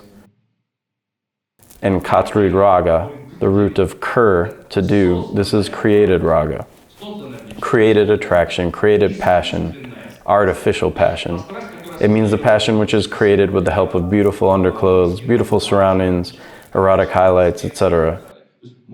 Maybe initially people did not have this strong excitement, but they wanted to taste each other, to experience something together, Each was properly prepared, and a certain type of mutual attraction arose in this preparation. Vyayavahita raga, the root of tha, transferred from one object to another. When there was a strong attraction towards one person, but since it was not realized with the person in question for some reason, it could be realized with another person. At the same time, in essence, the third is informally or not physically present in this relationship. We have sex with someone, meaning some other, in fact. This is a context for three persons. Pataratam raga, sex with servant girls, in the sense of kahala raga, the sex if and when necessary. These types of sex are related to each other. That's when the desire arose not to a specific person, but simply the desire to have sex with someone. In this case, servant girls are recommended to men, and elephant drivers and nearby villagers are recommended to women. In this sense, I thought that the image of an elephant driver as a prototype for a modern car driver, as well as the image of nearby villagers to be used, led me to the idea that a porno with a swimming pool cleaner and a plumber had very ancient and very respected roots. It's just so languidly around, parrots chipper, Vasanta spring has come, etc. In principle, it's not the case of any particular connections with someone, but he has met in my way, so why not? And finally, ayantra raga, from mutual trust. I would say that translated into some modern language is a passion that arises between friends. It means friendly sex. People have known each other for a long time, they trust each other, they have had some experiences between, well, in general, why not to have sex along the way? With that, maybe there was not such a strong passion. But how subtle, how polished, and deep differentiation of all these experiences. That's when we say that in order to enjoy wine, you must at least know the nature of the bouquet, or in order to enjoy the smell of some perfume, you need to be able to decompose it into some elementary components. So here, in order to enjoy the experiences and relations with people, it is necessary to understand all these opportunities to accept. In this aspect, of course, the Kama Sutra is unmatched in the sensation of subtle reflexivity, differentiation, and indication of possibilities. And what is interesting, Vatsyayana himself, even when he entered some jungle in his reflections that already contradicted the current Dharma, current recommendations of the Dharma Shastra, he said in such a way, I don't say that it's good, but it would be wrong for a pundit to not specify such a possibility. Great wording. So if there is such a possibility, this degree of freedom must be felt. And then the whole depth of your experiences is a measure of your cultural state. Here's a little bit about Vatsyayana. Enjoyment is based on the deep inner culture, and it would be interesting to disassemble such a phenomenon as the names of the god Kama.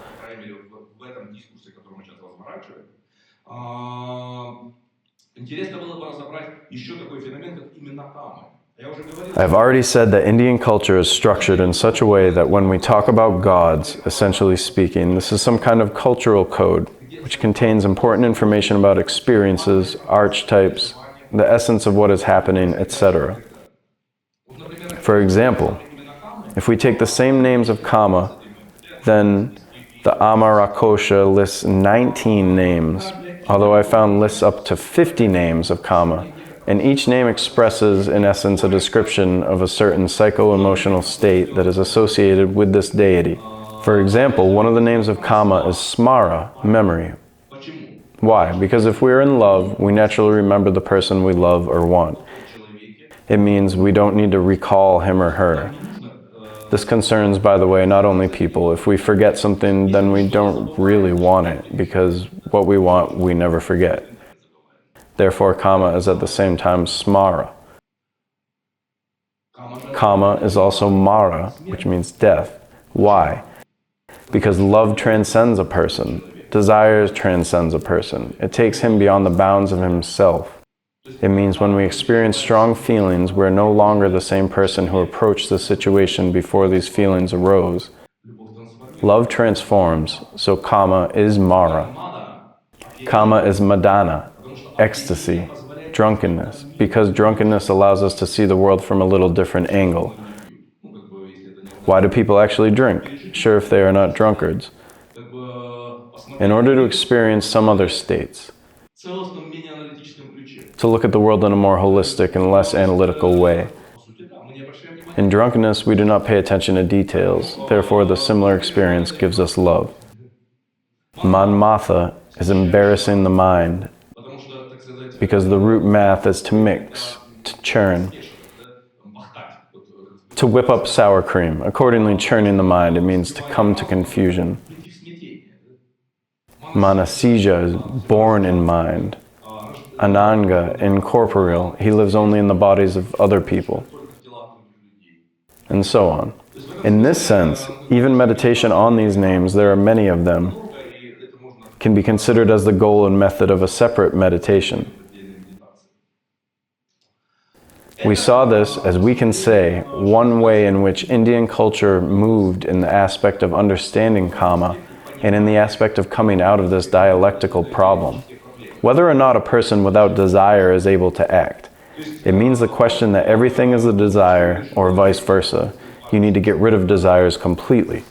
In fact, found some such synthetic solution. Desire and enjoyment are a function of control. We have solved this dialectical problem in such a way.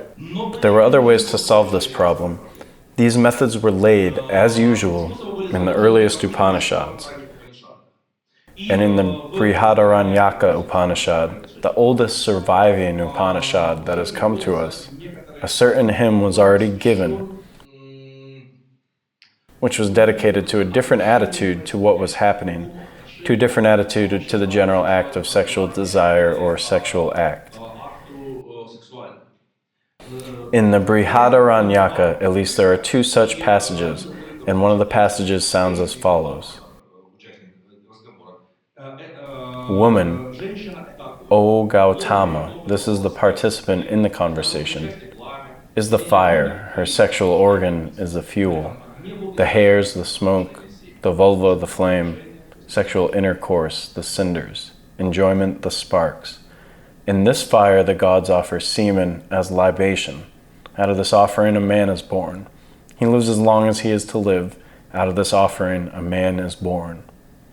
What is this passage about? Here we are talking about the sacralization of desire. One way is to control and suppress desire, and the other way is to expand desire and see something more meaningful, more ambitious, more highly contextual in this desire. Another line from the same Upanishad, Chapter 4, Conception and Birth as Religious Rites, Verse 3, in Russian, the translation of the same Sirkin. Her lap is the sacrificial altar, her hair the sacrificial grass, her skin within the organ the lighted fire. Then in Russian, labia pudenda, fire in the middle. In English, another translation, the two labia are the two stones of the soma, press. And it is very interesting translation into Russian, labia pudenda, in fact. Sirkin preserved socialist chastity and translated the labia not into Russian but into Latin, and everything became, so to speak, a little more cultural. He, who knowing this, practices sexual intercourse, wins as great a world as is won through the Vijapaya sacrifice. He acquires for himself the fruit of the good deeds of the woman.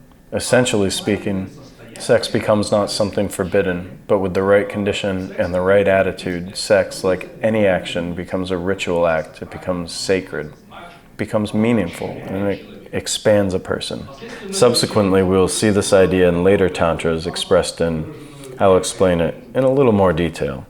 Let's go back to the Victorian translations topic. There is a very funny story about these passages.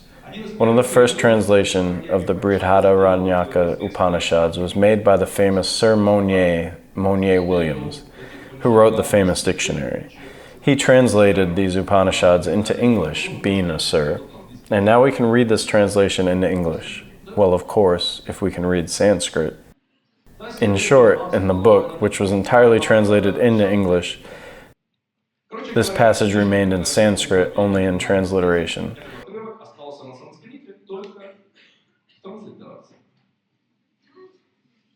I understand that people who buy Upanishads in English most likely do not know Sanskrit, because if they'd known, they would have bought the Upanishads in Sanskrit.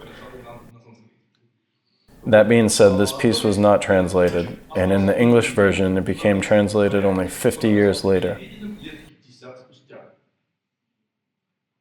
At least it was not understood by non-specialists. Specialists, of course, could read.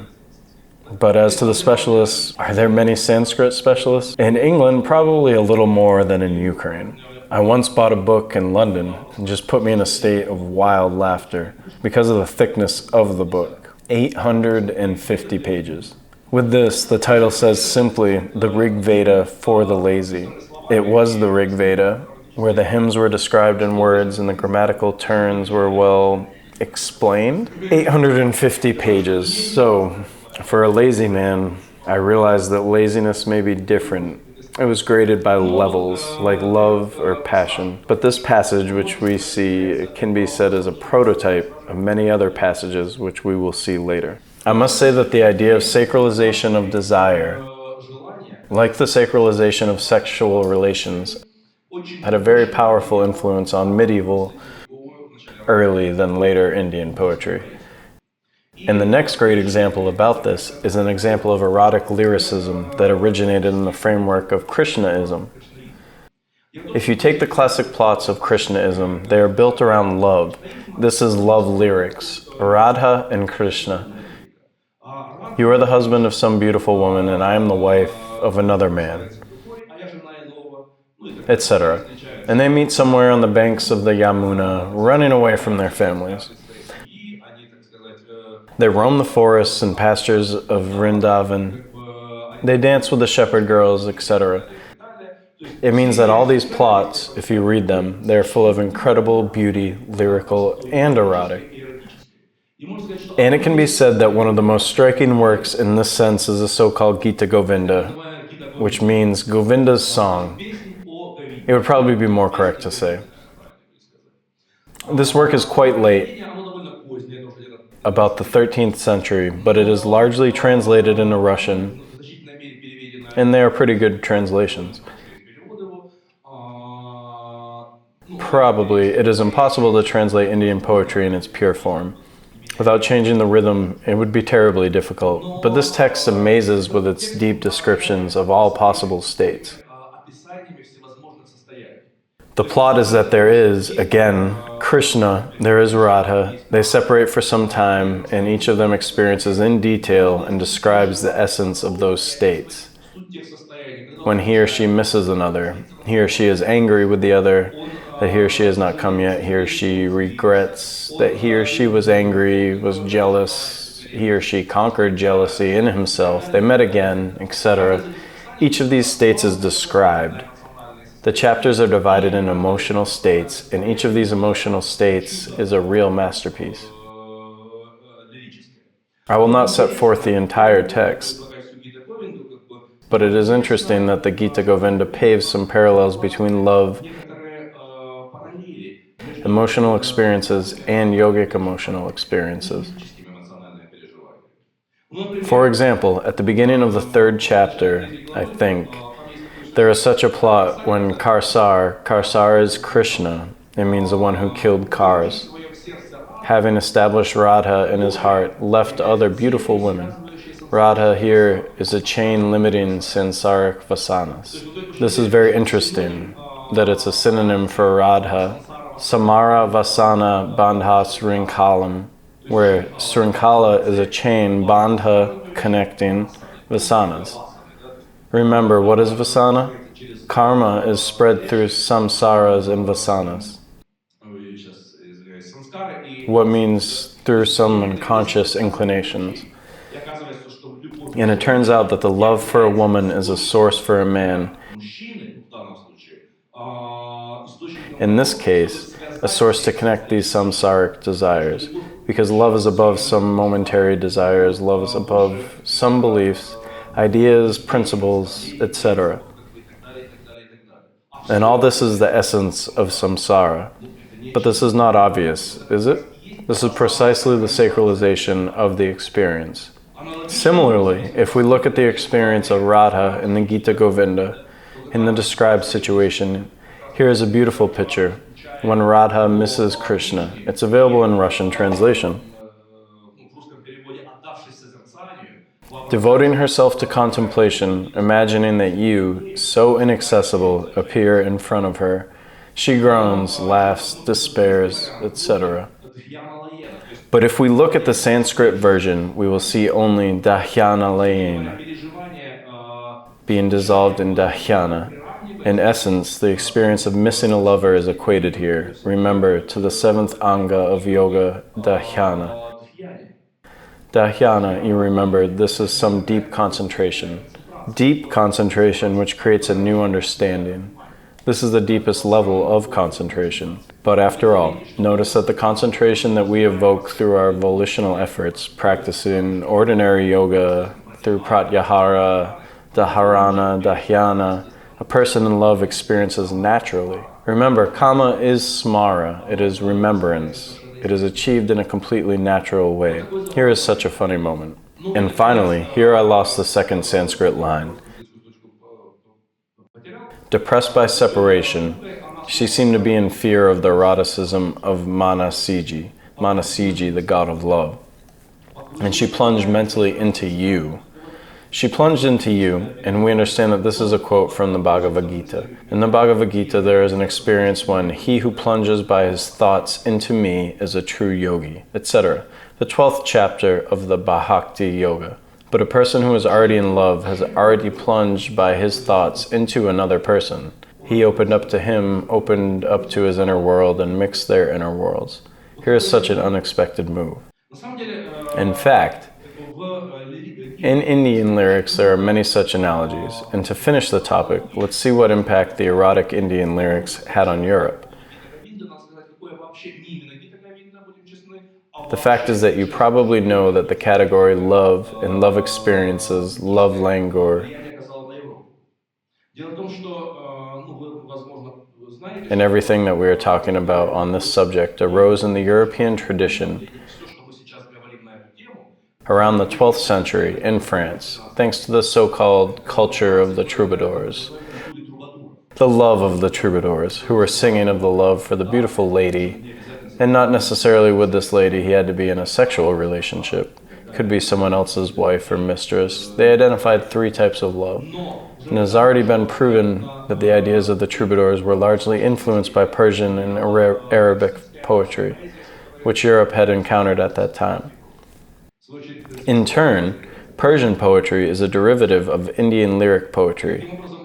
And in this way, Europe has recognized the category of love in general, and thought about this category largely due to the erotic lyrics of early medieval India. It's interesting.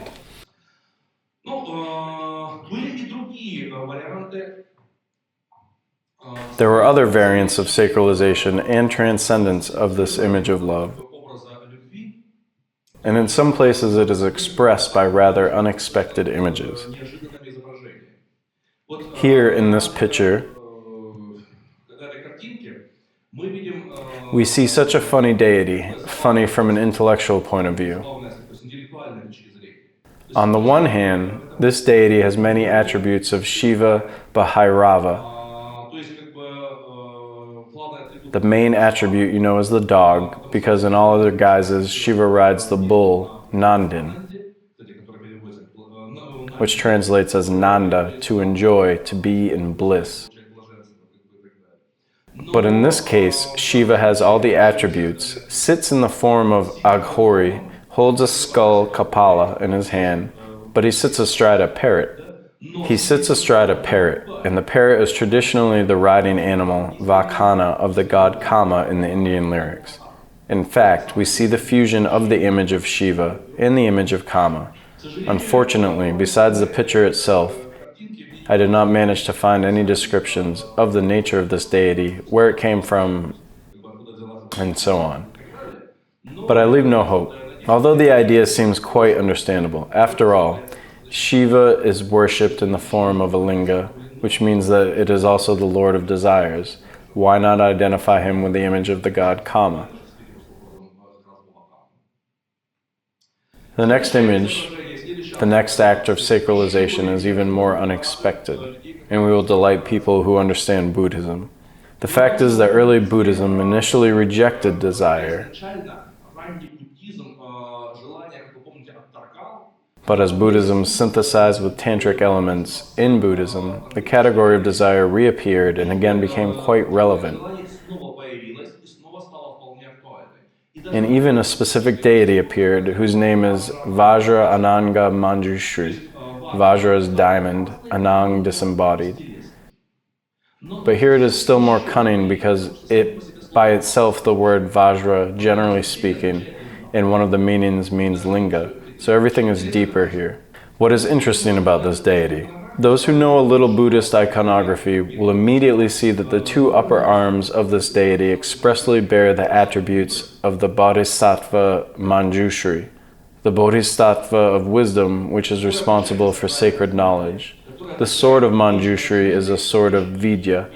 It is a sword of distinguishing knowledge, a sword of analysis that destroys delusion, possible vikalpas, etc. In essence, Manjushri is wisdom, but the two lower hands of this deity carry the attributes of Kama, the bow and arrows. And if we can still doubt, well, bow and arrows, so what? But in fact, no, it is no coincidence with these bow and arrows. In the other image, it is completely obvious that these are not just the bow and arrows, but the flower arrows, attributes of Kama. Here is an image already, a Thanka of Kama Manjushri. And what is most interesting is that I managed to find the mantra of this deity, which excludes any reflections on the fact that it is not a fusion of Kama and Manjushri.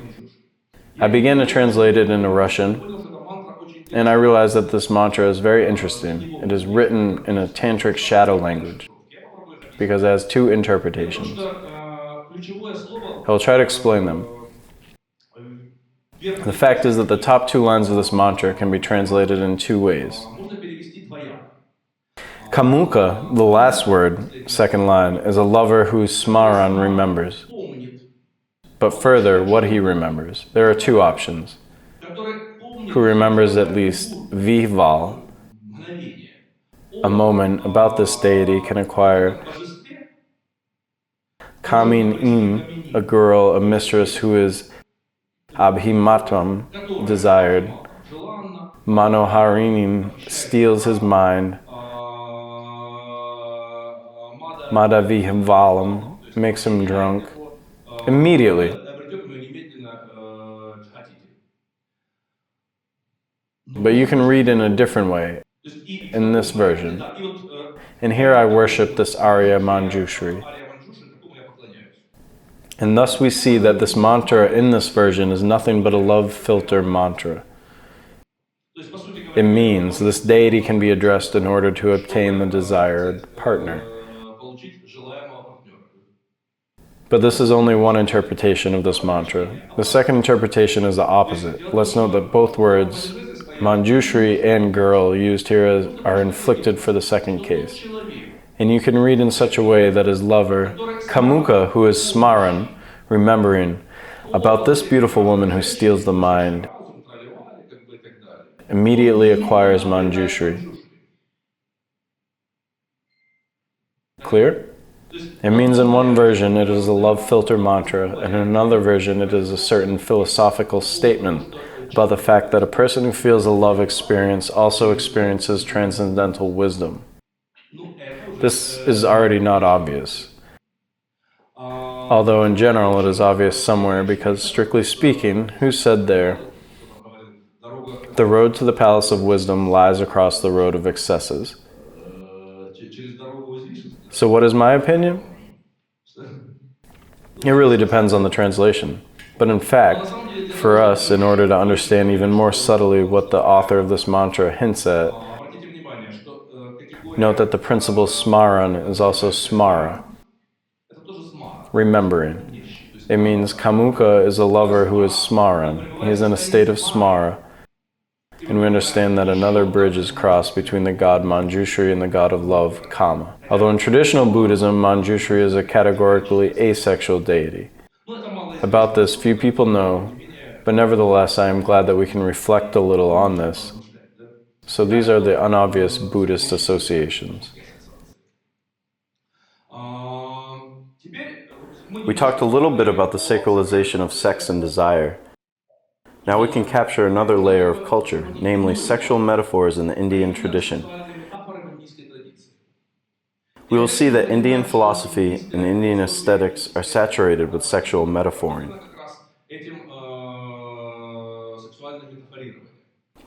Perhaps the most famous couple, and people who were in India immediately recognize these pictures, the relationship of Shiva Shakti. The fact is that in the Indian tradition there is a common story that Kali, in this case on the left side in the incarnation China-masta, the goddess with her head cut off, is dancing on sleeping Shiva. Although it must be said that these pictures are already more modern, and they are also asexualized. Initially, of course, she did not dance on him. These are more adequate images. They rather had sex, but now in modern temples, it is more and more difficult to see the couple having sex even iconographically. Hindus all this are concealing, sketching, symbolizing, like this erected dick on the image of Pashupati. But what does this image symbolize? In fact, it symbolizes a certain relationship between Ishvara, the spirit, and Prakriti, the matter. It means between the inner observer of man, the inner contemplation, and the matter. From the point of view of many Indian traditions, this is already a tradition of Shiva Shakti.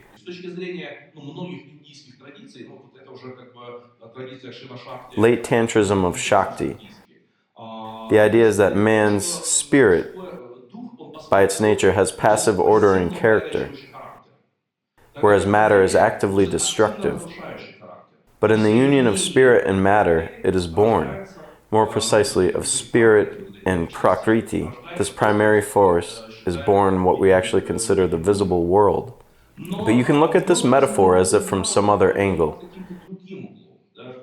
And maybe in order to understand this metaphor deeper, you need to find its early incarnation.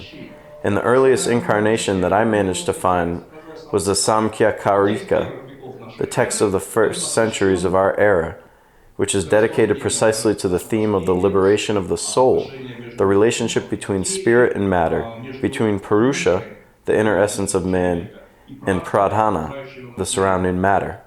And here are the images that are given in the Samkhya Karika. They, I think, are even more refined and give us a hint as to what it means. After all, any philosophical metaphor needs to be understood what it actually means in practice. And here is a little from the Samkhya Karika. As a person acts for the cessation of need, so does Pradhana, for the sake of the release of Purusha.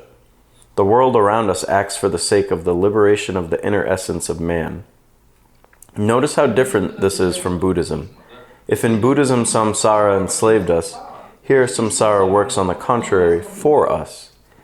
And then the metaphor, as the dance girl is whisking off, showing herself to the hall, so Prakriti is whisking off, barely opening itself in front of Purusha. Using various means to appease the ungrateful Purusha, she, the virtuous, him devoid of virtues. Here is a complex metaphor.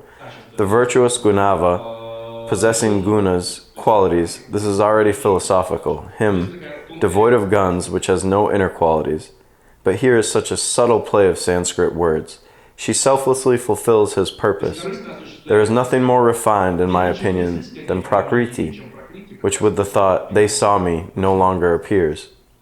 So essentially speaking, what is this text about? Purusha is a certain inner observer of a person, his deepest inner experience, the same drashtar that we speak about in yoga. What is his correlation with the material world? He enjoys it. When a new thing appears, it first involves us in itself, and then we realize, well, this is, in general, just an illusion. It ceases to be actual for us. But our spirit, which has interacted with some kind of new emotional experience, with a new situation, in fact becomes enriched by something new. After all, why does the viewer come to the auditorium? To have fun, to get some experiences. And accordingly, why does a person come to this world, if you take this metaphor? In order to have fun, in order to get experiences. And this world has no other task than to give a man some new experience. And in order to summarize this thought, the Samkhya Karika writes, because no one really is enslaving, and neither is releasing nor reincarnating. Prakriti reincarnates, enslaves, and releases in its many supports. It means, in fact, the spirit does not suffer from what is happening. It enjoys what is happening, and everything that happens of positive or negative happens, in fact, only with the world around him. Great metaphor, but there are two aspects to this metaphor. One aspect, strictly speaking, is the experience itself, the context of this metaphor. Let's think about it. Who could write such a philosophical text? This is one of the fundamental philosophical texts of the Samkhya. A dry ascetic who sits somewhere on a stinky mat in a forest? Or an exquisite aristocrat who understands what theater is and understands how beautiful it is when a dance girl appeared or disappeared, etc. This is somehow obviously the second, and again this underlines how sensual the world is.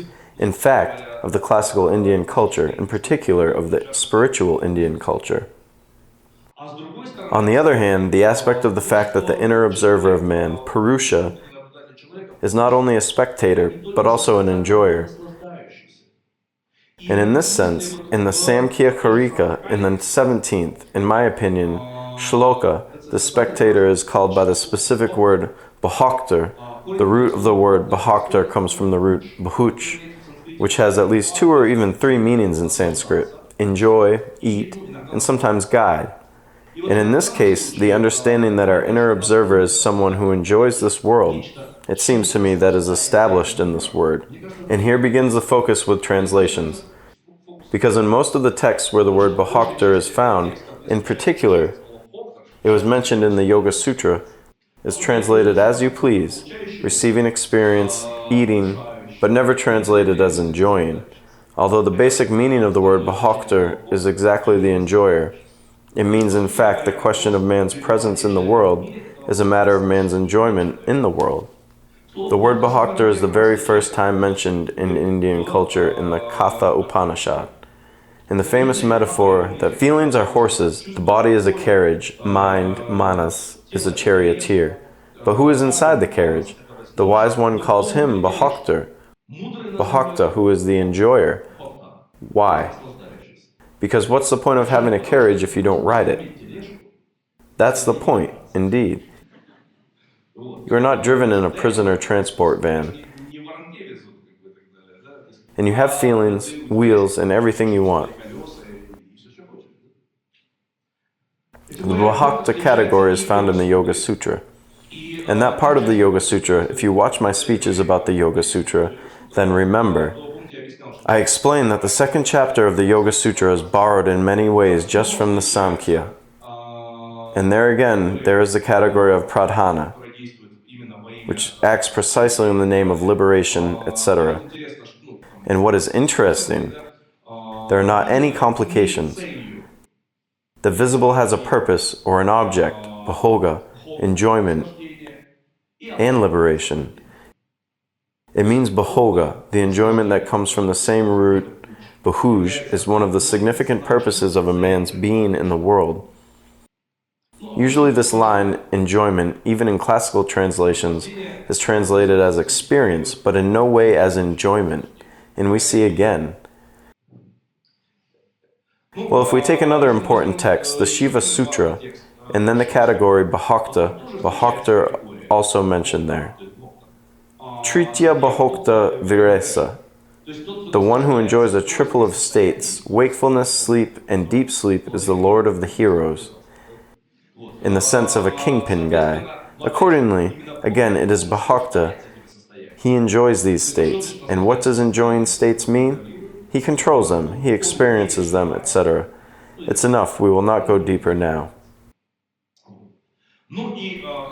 And when we have already talked about this category of enjoyment, bhakta, We have every right to go to Tantra. But at once I want to say that, of course, I will not tell you about the ritual 5M in Tantra. This is all known, written, and not more interesting to anyone. Yes, the question is, were the sexual practices in Tantra? Yes, there were sexual practices in Tantra. But I will tell you about something else. First of all, I probably will connote the Vijnana Bhairava Tantra. This is the text of the 6th and 8th centuries, which essentially speaking is a kind of encyclopedia of all sorts of meditative practices. It must be said that even now a significant proportion of meditative practices that are used by anyone else, anyway, are rooted in this very Vijnana Bhairava Tantra. And here are some of the practices of the Vijnana Bhairava Tantra. Yes, what is the general context of the Vijnana Bhairava Tantra? Like most tantras, it is built on the dialogue between Shiva and Shakti. Shakti, Parvati asks questions and Shiva answers these questions.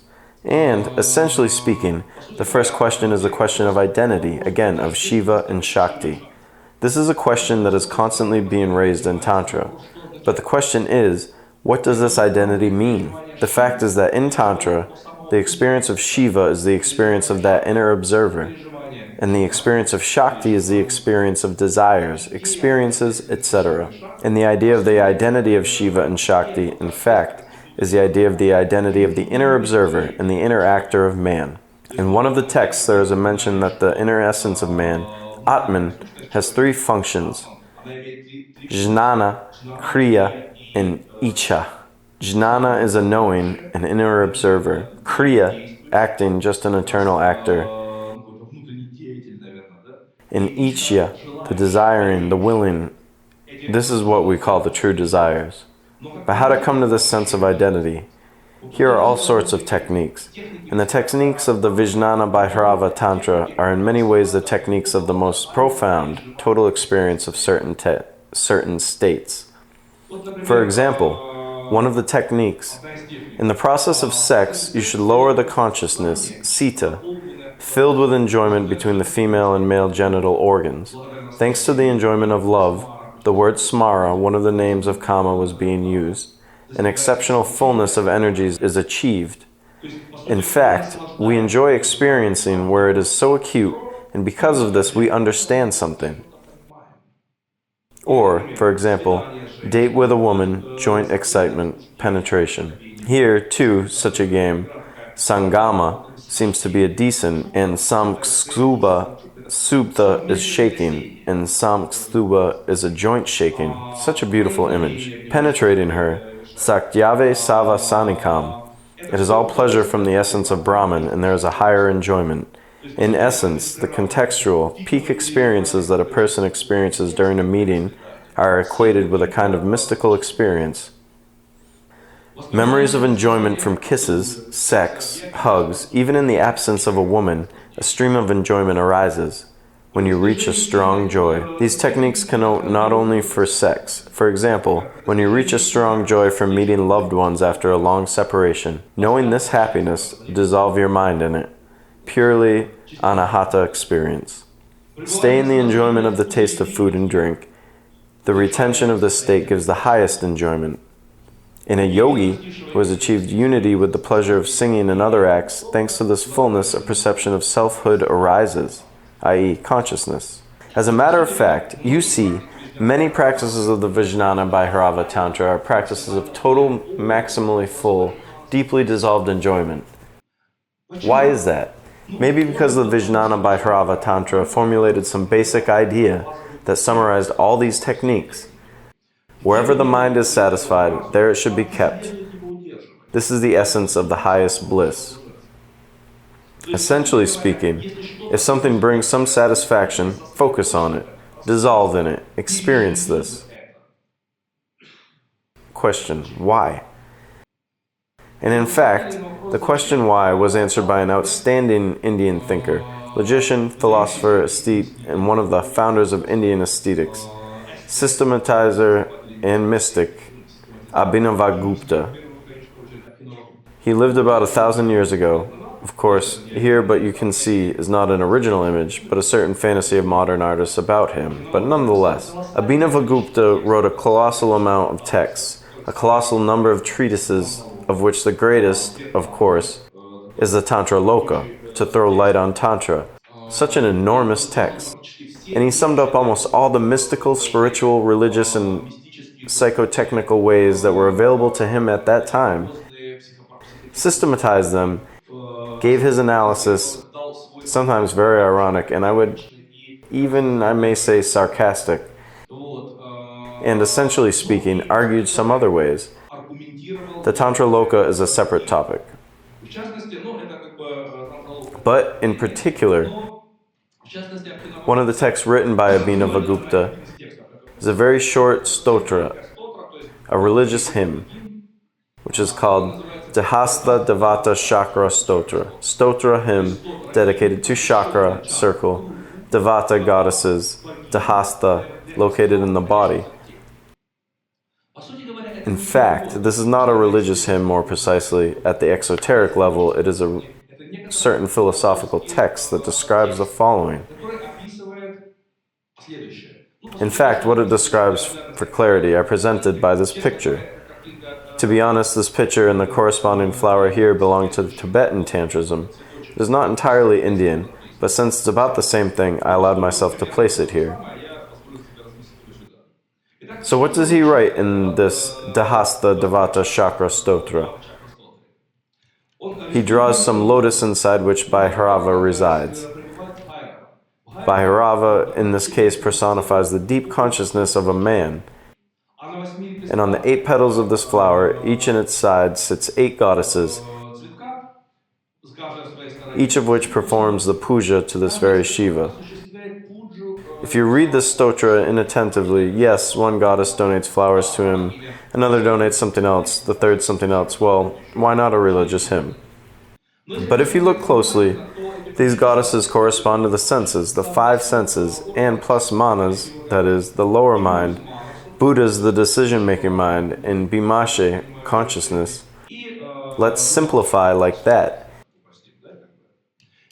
Each of which makes a puja to Shiva by her own object of perception. The goddess of sight makes the puja by visual images, the goddess of hearing by perceptible rumors, etc.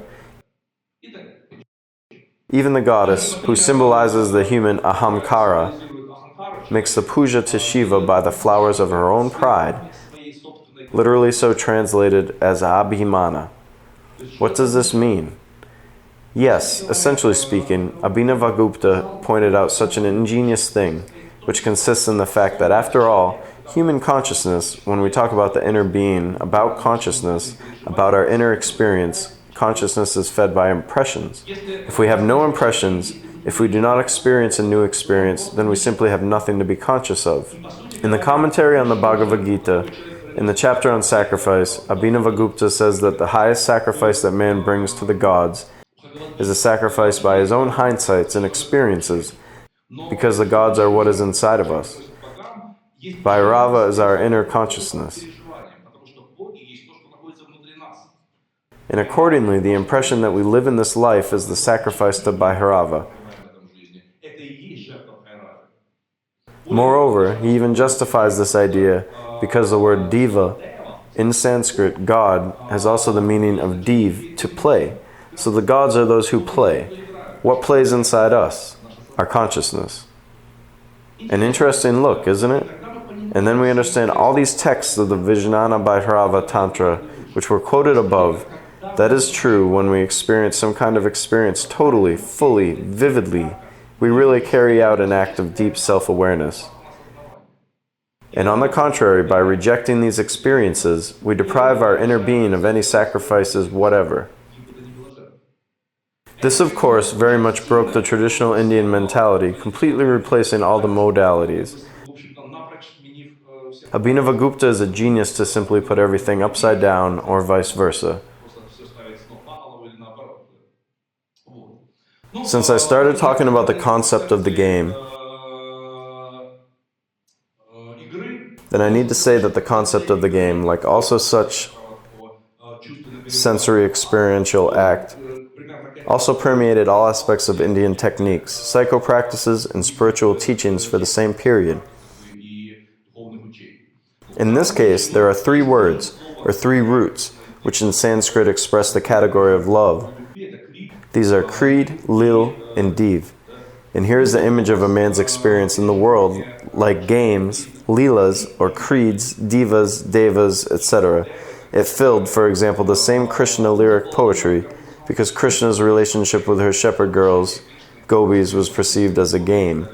And what is the essence of the game? The essence of the game in the game itself. And what is the essence of life? The essence of life in life itself.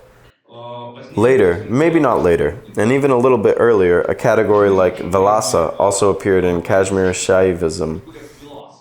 The world exists because the world is just plain. The essence of the existence of the world is the experiencing by this very world of new hindsight, new experience. 700 years later, Hegel will say about the same thing, that the essence of life is self-knowledge by the spirit of itself through conscious involvement in this material world, and the sensation of reactions to this world. Well, what is the feeling of these reactions? It is a sensation of sensual experience.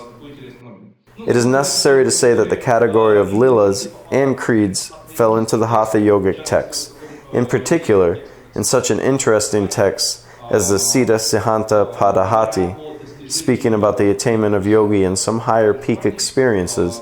It is said that he becomes invulnerable to gods and demons. Because what are gods and demons? In fact, there are also some archetypes. Like Bhairava, this being inwardly immobile, he gains everything effortlessly, playfully. Please note that the word in the top line, kridat, was used twice. He plays like a Bhairava and achieves everything playfully, as if an image or some lifestyle based on non-falling for goals, which the Bhagavad Gita already recommended, can be achieved in another way, through the attitude to everything that happens as to a game. Because the game always has a natural end. But what, in essence, is the difference, if all this delivers various experiences? Here, of course, it is impossible not to recall Socrates, who also spoke while drinking a cup of poison. Yes, this experience or this adventure has never happened in my life. You see, when this experience is brought to a certain extent, in general, it becomes interesting. And probably, I would like to complete the chapter on Tantra with such a statement from the Kirana Tantra, which in essence I quoted today: without a body, there is no liberation, because all spiritual practice is carried out through the sensation, the experience of the physical body. So we ended up with Tantra a little bit, and the next question I would like to touch upon is the question of emotions in yoga. With emotions, as you understand, not everything is so simple. In lectures on the anthropology and psychology of the Indian tradition, I explained that in the early Indian anthropology, emotions were not given a special place. There is a category of indriyas, sense organs, orientation, which are stuck to some objects. The way we would say I like or not like in the language of Indian anthropology sounds like, my indriyas have hooked on the subject. There may be external indriyas and there may be internal ones. I look there, but I think about that. The only term that is close to the European understanding of emotions is the term raga. The term raga itself comes from the root ranj, to be colored. And we know this word well thanks to the yogic term vairagya. What is vairagya? V, root, range. V is you, i.e. removing something. Range means painting, and the suffix I gives an abstract noun. It means vairagya is the coloring, one could say so. The idea that yoga is associated with the elimination of emotions, taken from the wrong translation of the category vairagya. Patanjali in the Yoga Sutras gives a definition of vairagya. Vairagya is a manifestation of skill in disengagement. Vitrishna. The term Vitrishna is derived from the word Trishna, thirst, Vitrishna, exit from thirst. It means vairagya is the ability not to fall into any objects, or mastery in not getting caught up. In fact, the Vairagya category is initially the ability to control your senses and not the lack of emotion, as this category is commented on in 99% of yoga books. The most interesting thing that this phrase, written by Patanjali, more precisely someone wrote whom we call Patanjali, is already 2,500 years old. In the 15th century, it was developed in the Malin Vijayotara Tantra. This text also speaks about the orientation of the senses, and the following is formulated. When these senses, together with the mind, are focused on expanding reality, then, dear, they are called liberated. If they direct their actions to local objects, then they are called related. This is the category of expanding reality, yada bhakava. Translation into Russian is difficult to do because the term bhava means, on the one hand, being, and on the other hand, some emotional state, especially in Indian aesthetics. And essentially speaking, what is yada bhakava? It is easier to explain than translate. We can look at some person in a certain situation and, for example, fall into him in one way or another, in a positive or negative way. And then our indriyas are attached to this person. But if we look at the situation as a whole, here you have an expanding reality, then we will see something completely different.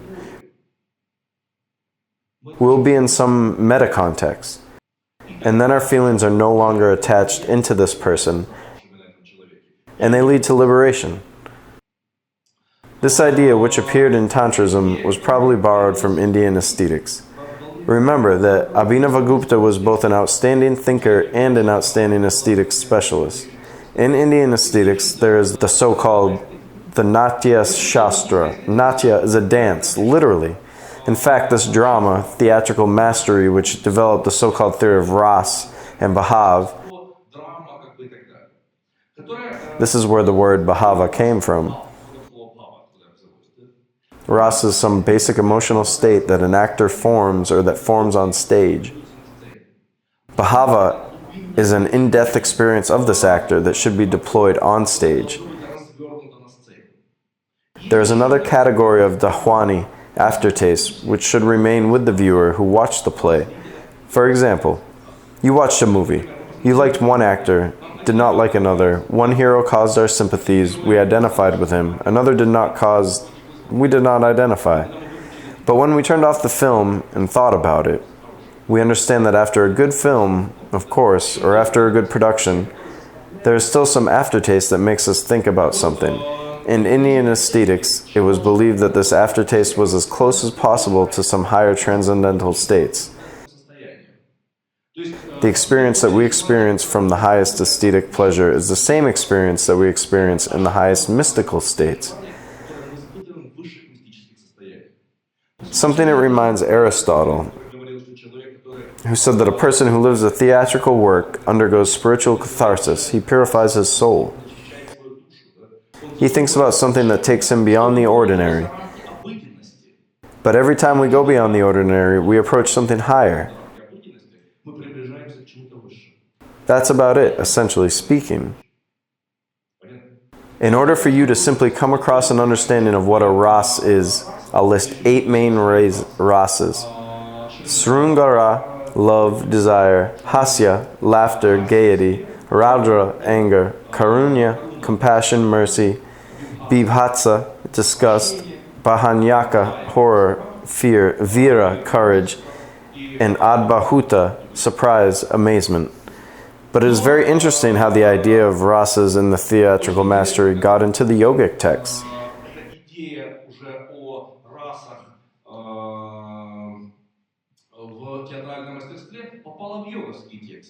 And what it led to, in particular, in the form of translations.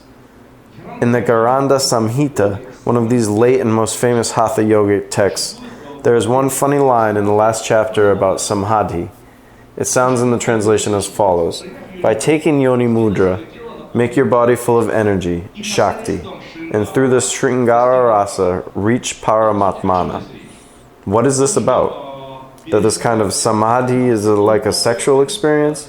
What is in that very sensual Shringana? Shringa is a horn. That is, once we actually learned Shringana is horned. But we understand that in most languages of the world, horny is what? Sexually excited. Having filled the body with energy, experiencing a specific excitement, this is the experience of samadhi. At least one of the types of samadhi which is specifically called here. But here is a funny moment. You need to understand why here is used the Sringara Rasa. For comparison, I give a translation, the most widely used translation on the internet of the Jiranda Samhita. I do not want to say anything good or bad about translators, I just want to draw your attention to how the meaning was lost. Having accomplished Yoni Mudra, imagine that you are Shakti and Paramatman Purusha. About Purusha, it was not said any single word here. These two unite. So you become blissful. You reach. You see, the meaning that this achievement is achieved through your own erotic excitement is lost. And if we also consider the word Shakti is translated not only as energy but also as woman, remember, Shakti Shamshutha, Shakti Shangama, from the Vijnana Bhairava Tantra, then we understand that what is described here is a technique for attaining mystical states through sexual union. But in this translation, it is absolutely incomprehensible, as however in all other translations into Russian and in almost all into English. It means this line almost everybody deleted, maybe due to the fact that they did not know what the Sringara Rasa is, and Shringa was translated simply as a connection, or maybe because they wanted to remove sexual connotation from such a decent hatha yogic text. And finally, since we have moved on hatha yoga, it is interesting to talk in general about the existence and non-existence of sexual practices in hatha yoga as such. And they existed. And the first thing that catches your eye here is one of the very first and one can say the most cited in all later texts, and at the same time the most complete texts, the Dattatreya Yoga Shastra. In the Dattatreya Yoga Shastra, there are several references to sexual practices, and in particular, one of these references is the description of the technique of the Vajroli Mudra. The Vajroli Mudra is again rarely translated into Russian because again Vajra, as I said, also means the penis, usually translated as diamond mudra, so as not to offend anyone. But in fact, when a certain introduction to the Vajroli Mudra is taking place, here's about again the attempts to castrate hatha yogic texts. I'll read you my maximum exact translation to the text, and then I will show two other translations. Yogi living by his own will, svechaya, icha is will and sva is own, svecha is a very important concept in Tantrism. It is a certain higher state to which a person should come in Tantra to the feeling of independent choice, i.e., choice that is not caused by external factors. In fact, some sense of integrity. Further, who knows Vajroli gains success even without the rules specified by yoga. So, it should be read. Look here, the translation that comes with such religious connotations. The yogi who knows Vajroli should achieve success in yoga regardless of whether he follows the rules of yoga or leads a lifestyle only according to his wishes. The meaning is slightly different, but the translation into Russian from English of the same line, a yogi who knows Vajroli is worthy of success even if he indulges his desires, neglecting the rules taught by yoga. As you can see, the theme about the fact that svecha is a positive quality is completely thrown out. Maybe because people did not know the context of Tantrism, and maybe again, it works here a subconscious desire to eliminate the inner fullness of the corresponding text and maximally asexualize. Again, he achieves through svecha, through his will, or he indulges his desires. Indulge desires, as you know, this is not the same. Svecha this is exactly what you are. You follow your desires and ignore external factors. It is a power experience, a strong experience. Also, the Dattatreya Yoga Shastra, proper sexual practices, Ksira and Angirasa, two substances. What is Ksira, Angirasa? It is quite probable that Ksira refers to male seed and Angirasa refers to female secretions. Literally, Angi means parts of the body and Rasa means juice and bodily juice. The second, difficult to obtain, a man should obtain with the help of woman through the right methods. A woman with passion in yoga practice should obtain it through the efforts with the help of a man. Here is a literal text, but note how it was translated. In fact, apparently what is it about? About some kind of sexual practice where people, say, cause each other the strongest experiences and rely further on these experiences. But let's see traditional translations, for example, into Russian. These two things, ksira, milk, and seed, although in fact quite different, Vajroli should be performed with these two, but the second method is rare. The seed must be received by a yogi man through a woman face to face. A yogi woman must strive to receive it from a yogi man by making efforts. But this is still not the funniest translation. The funniest one is here.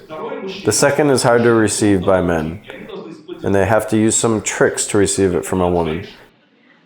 A man should try to find a woman devoted to yoga practices. About the fact that a woman should also strive to receive it through a man, in general, this line fell out completely. Do you understand why, strictly speaking, it seems that sexual practices disappear in hatha yogic texts? Yes, because they are translated in such a way that they disappear. And finally, some more lines from the Dattatreya Yoga Shastra. A man or a woman, regardless of each other's sex, will achieve success through a united practice. They practice together and succeed regardless of whether it is a man or a woman. But here is a religious translation. If practicing man and practicing woman without having a feeling that a helper, partner, is a person of the opposite sex, i.e. without having no sexual attraction, what are they doing there at all, huh? Connect with each other only to practice Vajroli, they will succeed through this practice. As you understand, the meaning is changed to the opposite. If here it is originally said in the sutra that both a man and a woman can practice the same thing and they achieve the results together, in other translation it turns out that the main thing is that they do not feel attracted to each other, although the very word attraction is not used here. This is how the disappearance takes place. On the one hand, I showed how sexual practices are present in hatha yogic texts, and on the other hand, how they disappeared in Russian translations and in English too. Let's go further. The Dattatreya Yoga Shastra is one of the first texts, at least, which reached us, because now the earlier texts are being translated. In particular, the Amrita Siddhi is now in translation in London. When translated, we will know it. But the Dattatreya Yoga Shastra is one of the first texts that talks about the techniques of working with male sexual energy, in particular with the male seed. In particular, talks about the technique of returning the seed. If the seed becomes mobile, it should be kept pulling up. Thus, the saved seed overcomes death, and death occurs as a result of the loss of the seed, and life occurs from its conservation.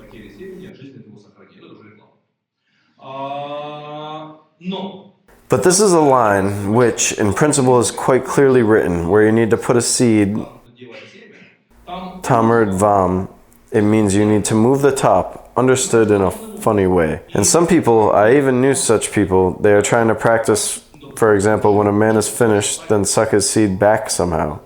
For this purpose, some practices are used again with milk, etc. Usually it ends with a urethritis, because strictly speaking, this is the lay perception of Vajroli. And if you type Vajroli on the internet, you will learn many new things, what and where to shove. But in fact, it is clearly shown here the seed must be pulled up, because it is not about semen, as already emitted sperm, but about sexual excitement. by which you can play and not end at some point driving energy upward. So it is about something else. Wrong translations gave birth to a whole layer of fantasies on this topic. By the way, the same technique is given in the Hatha Yoga Pradipika, the most famous Hatha yogic text, which already explains how to do it. When breathing is stable, manas is stable, it stabilizes also the seed. It means you need to control your breath and you need to control the direction of consciousness. Again, one can argue about what the meaning is in general, why the seed should be controlled or not, but there is such an idea in Hatha yogic texts, and in general, you can think about it. Although, as you understand, the main way to control the seed is the nauli. Although it is necessary to say for the sake of justice that the idea and knowledge about controlling the seed archetypically went beyond the framework of only a yogic culture and was found even in poetics. For example, one of the greatest works of Kalidasa, the great poet of India, Kumarasambhava, the birth of the god of war, is dedicated to how Parvati became the wife of Shiva and how she seduced him. And when she became the wife of Shiva, how they made love, they eventually gave birth to Skanda, or Kumaru, or Murungana, the god of war. And then in general, everything went well, but the entire 8th chapter of the Kumara Sambhava is devoted precisely to the erotic connection of Parvati and Shiva. Shiva's wife became Parvati, but she was timidly anxious. She wanted to run away from God, even though she was terribly thirsting for his embrace. To please his wife and to enjoy, he taught her the art of passion, and a pupil grateful for the complicity, she bestowed herself to him. And the more he drank, the more he aspired. He became invisible to the gods at the behest of his beloved, who flushed with tender heat. As one night 100 months raced, but as the fire in the depths of the ocean, fed by water, thirst constantly, they did not become saturated with intimacy. Being an omniscient God, he could, merging with Parvati, hold the seed. He wanted only enjoyment all the time. God was loving her for enjoyment, not for posterity. The works of Kalidasa are older than the Hatha Yoga Pradipika and the Dattreya Yoga Shastra, but apparently this is the idea that yoga, and Shiva, remember, Yogeshvara is the Lord of Yoga. Yoga is somehow connected with the practice of holding the seed. But pay attention, holding the seed not only in the aspect of energy conservation, but to enhance the enjoyment. He wanted only enjoyment all the time. God was loving her for enjoyment, not for posterity. I.e., this practice was represented in Indian culture, and it was far beyond the actual Hatha yogic tradition. It seemed to be some kind of cultural commonplace. And, perhaps, in order to summarize our conversations, you can ask the following question. What about brahmacharya? After all, if you take even Wikipedia,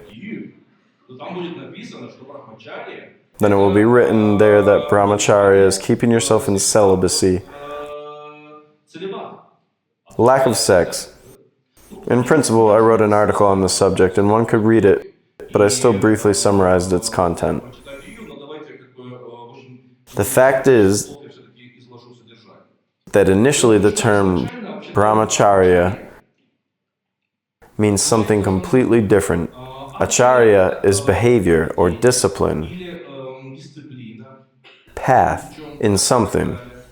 The root char is to move, and Brahma is Brahman. It means brahmacharya is the behavior of a Brahman. The term brahmacharya meant the first ashrama of life. When a student at the age of 6 came to the teacher's home at the age of 6 or 8 years and studied with him, depending on the caste, for a certain number of years. The Brahmin came at 6 years old and studied for 20 years. The Kshatriya came at 8. He studied less. The Vaishya studied even less. But at that moment, he was called brahmacharyan, one who follows the path of the Brahmin.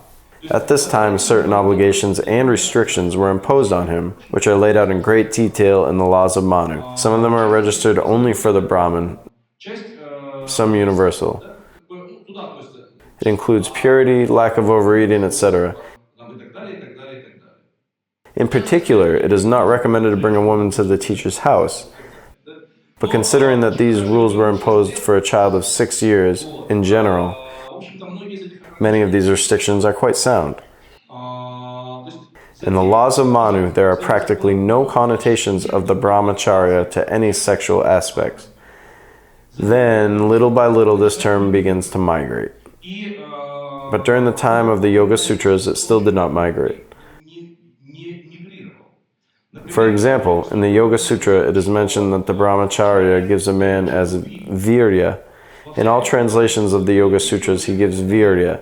He gives him energy. But those who are familiar with Tantra know that in Tantra, virya is called sperm, or austerity, or something else. Perhaps this prompted further the idea of the sexual connotations of brahmacharya. But when the category of brahmacharya was first analyzed by the first commentators of the Yoga Sutras, for example, Yoga Bhashya Vyasa, then commenting on this line, Vyasa writes the following: Brahmacharya is control, samyama, of hidden feelings, guptendiyasi, and of surrounding upastha. The term upastha has two meanings. Stha is to be, upa is close, i.e., what is close to you, that is restoring order, or upastha, figuratively means sexual organs. Here's the sexual connotation of the brahmacharya appears already, but notice that it is not connected with austerity, it is connected with control. Guptendriya, hidden feelings, in fact, it is fantasies and genitals, control. In general, it is quite sound. Later, then the next commentator of Vakaspati Misra, the 9th century, puts the screw on a little bit, but not very much. He says that a sukta tied to contemplation of women, conversations with them, penetration, intimate caresses, etc., does not have a brahmacharya. So it's a negative definition. So to say brahmacharya is detachment, well, control and detachment are not the same. Almost the same thing, but detachment is a bit tougher. The following comments tighten the nut a little more. And essentially speaking, somewhere by the 14th century, there was only an idea that the brahmacharya was a complete rejection of sex life. I would say that here we see some process, say, of the self-hardening of culture under the influence of some factors. Perhaps under the influence of aging of this culture, and perhaps under the influence of external factors, arrival of the Muslim conquest, the most severe restrictions on the brahmacharya in the text appeared when the British actually arrived. Sadashivendri comments also the Yoga Sutra. It lists there that nothing can be touched, look away, something else, etc. It means most likely the initial meaning of the brahmacharya was different, and what we now perceive as brahmacharya is later and layered. Conclusion. And if I say a few words in conclusion, I would say that the main message that I wanted to put into this lecture is that indeed yoga, like any serious psychopractice, a spiritual teaching, it is impossible in the conditions of ignoring, repressing experiences associated with sensuality, with enjoyment, with emotions. On the other hand, yoga is a culture, therefore probably the definitions that Vatsyayana gave are closest to me personally. Because enjoyment, sensuality, like everything else, needs to be learned, improved, developed in yourself by means of self-control and similar things. And finally, again, I want to congratulate you on tomorrow's holiday, Kama's Day, and I wish you good, bright, and sensual celebrations, as well as life in general. Thank you.